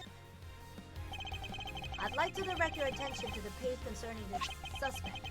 As you can see, Samson Tagaroa was convicted as an accomplice, and it took around 1 year from his indictment for that verdict to be reached. Yes, that does seem to be the case. The book you gave us details certain conditions pertaining to the statute of limitations for murder. One of them, as I mentioned, is that the statute is suspended if the suspect flees the country, and another states that the statute is suspended from the time of any accomplice's indictment to the end of their trial. What? Tengaro was convicted as an accomplice? Yep, guess you were in Jungfa when the verdict came down. Samson was convicted as an accomplice, not as a main perpetrator. Which is clearly news to you. And not good news either, am I right? But how could that be? Tengaro was an accomplice to anyone who was innocent, and you know it. Oh, we know it. It's what we've been trying to prove all along. And in a pleasing twist of fate, his wrongful conviction is the very thing that sets him free. If you spent 3 years in Jungfa and your accomplice Samson Tangaroa was on trial for 1 year, it means you can still be charged with Mr. Claw's murder up to 19 years after the fact. In other words, the statute of limitations hasn't expired. The goddess's judgment is infallible, but that of her servants, it appears, is not. It seems the prosecutor in charge of this case may have erred. Unbelievably, we may have no choice but to instigate the full inquiry. No! How could this... You were supposed to be able to... 18 years. That's a long time to let somebody else suffer for your crime. It's time to pay the piper, Gusto. It's not a moment too soon.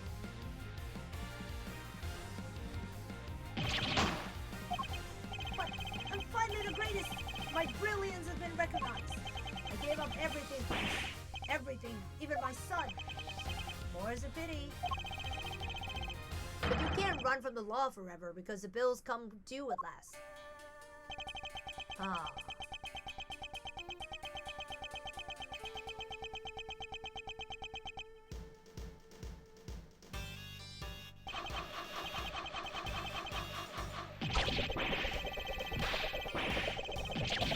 Oh, wow. Okay.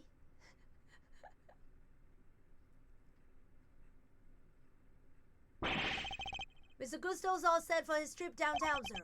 Oh, good. Which means it's your turn next, right?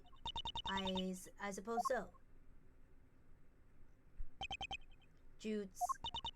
I'm so sorry, everybody. I've caused you all so much trouble. But thank you.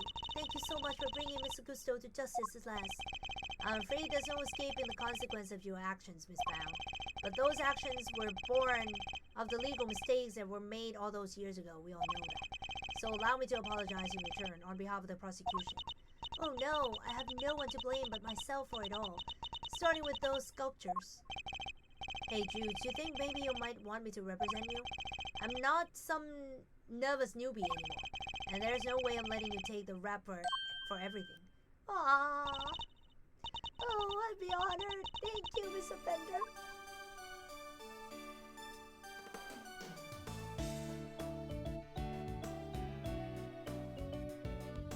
Aww.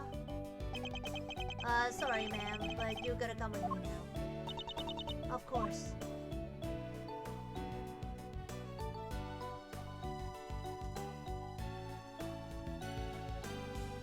I hate you, Gavel.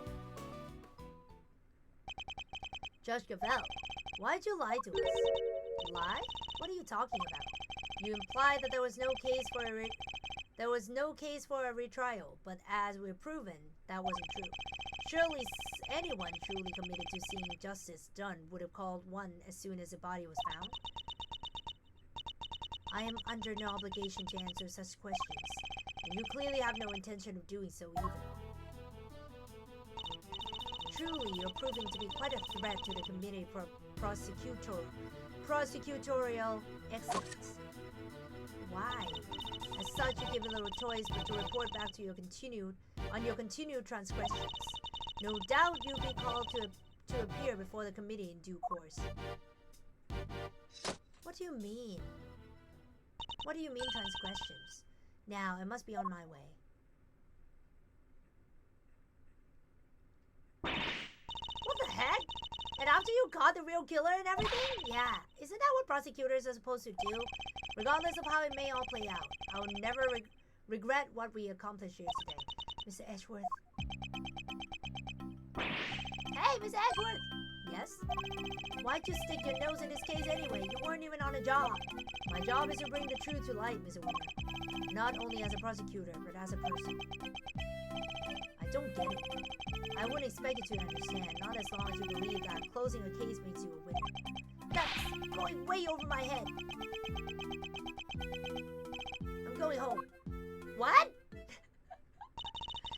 What was all that about? Eustace still has a lot to learn is all.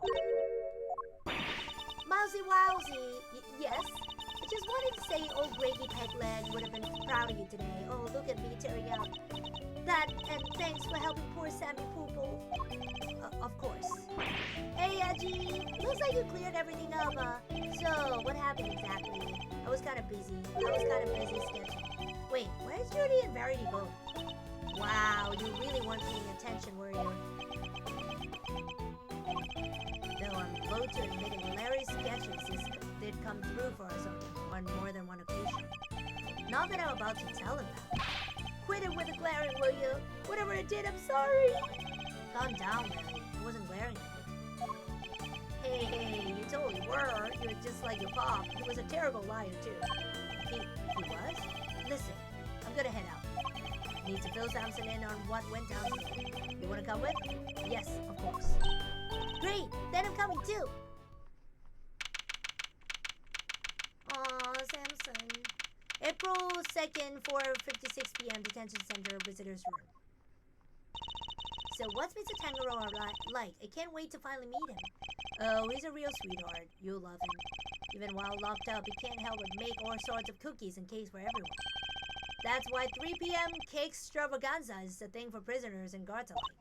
Really? That sounds awesome. You think there'll be any left for us to try? Didn't we find a few slices of chocolate cake in the prison the other day? Could there have been some of Mr. Tangaroa's baked goods?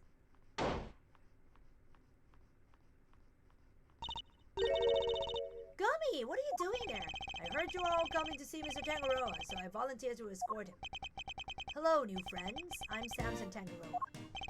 Prosecutor Miles Edgeworth, at your service. And I'm Mr. Edgeworth's trusty sidekick, Kay Faraday. Hey, that's very nice to meet you both. Miles here is Gregory's son.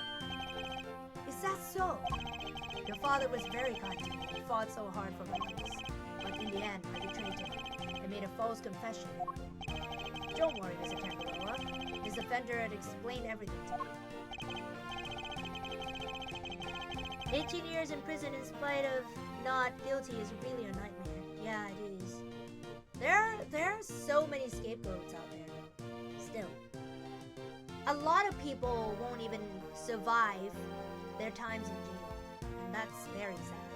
Sure did, and now we're here to tell you the truth about what happened 18 years ago. The truth. Judy did all that for me? Crazy kid racked her brain for 18 years until she finally figured out how to set you free. What can I say? Turns out she really would do anything for you. Oh, Judy, I never did anything to deserve such devotion. Come now, Mr. Tangaroa. I think we all know that's not true. The bond between the two of you has held strong for all these years after all. You think so? I guess I better show him. Which piece of evidence is proof on the bond of Mr. Tangaroa, Mr. Bow? Take that! Those chocolates. Judy made them, didn't she? Yes, she did. Yes, they're super delicious and sweet. Miss Baum continued making them just as you taught her, even after that fateful day. So that there would always be some waiting for you when you finally came home. Judy. Aww. I bet they're beyond super sweet then, aren't they? Very much so, I'm afraid. I only wish we could hand them to you. Don't worry, sir. I'll make sure he gets him later. This would be a clear breach of prison policy. Not that I have the authority now to stop him anyway. Thank you very much. You know, Detective, something about you reminds me of Detective Bad. Really, pal? Because I look up to him a lot. He's my role model. You don't say. It seems fate likes to bring people of all sorts together, huh? You hang in there, Samson, just a little longer. I should be able to get you out soon. I'm sorry it's taken so long. Nobody should have to wait 18 years to get justice. Well, at least he is still alive. Don't be silly, Eddie. I'm the one who should be saying sorry. Or rather, thank you, truly. Samson. Well, I guess it's my turn to wait for Judy to come home now. I'd better make sure there's something delicious on the table for her when she finally walks through that door. Don't let me down, Eddie. Leave it to me, big guy. Aww. The IS-7 incident. It's been 18 long years, but this case we'd inherited from my father is finally coming to a close.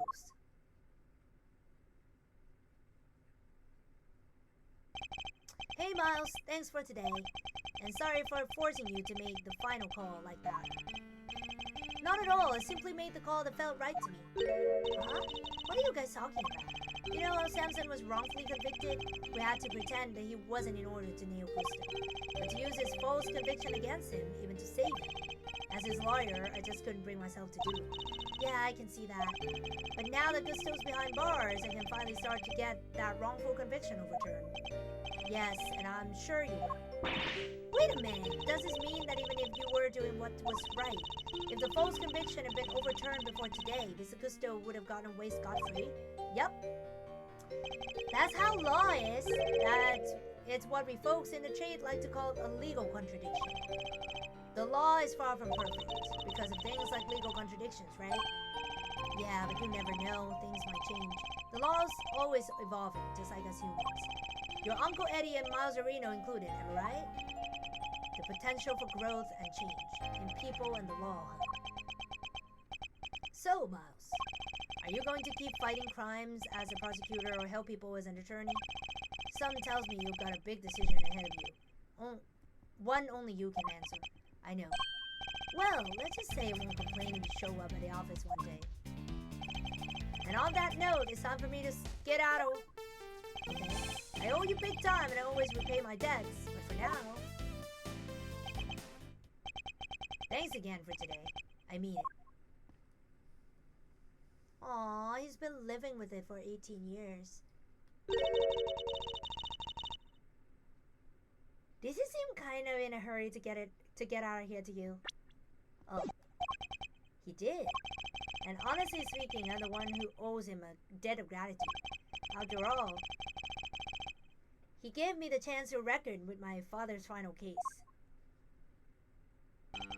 When I was a boy, all I ever dreamed of was becoming an attorney like my father. But then, during my time with Mr. Fonkama, I learned the way of prosecutor instead. Eventually, with the help of some good friends, I found my own voice and a new way to live. But now my career as a prosecutor is at risk of being taken away from me. It may be time to take another long, hard look at how I want to live my life, whether I like it or not.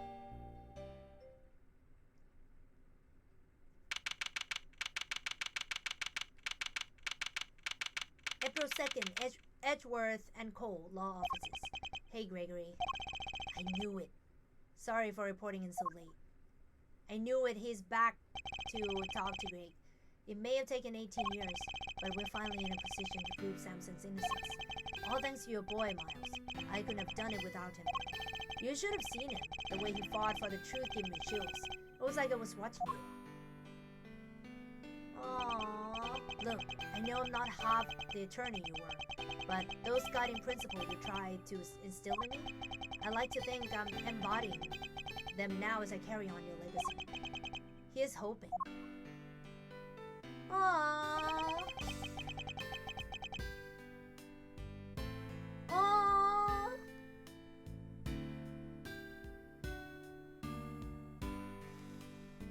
Oh, I'm about to cry. Your boy will be joining me in that soon.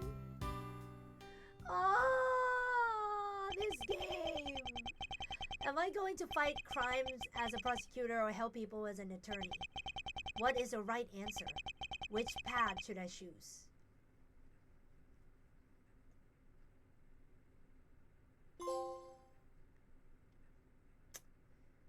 Oh my god.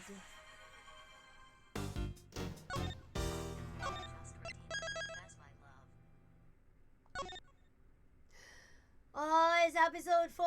Picon, thank you so much for coming and staying always. Oh my god. This is so intense. I was at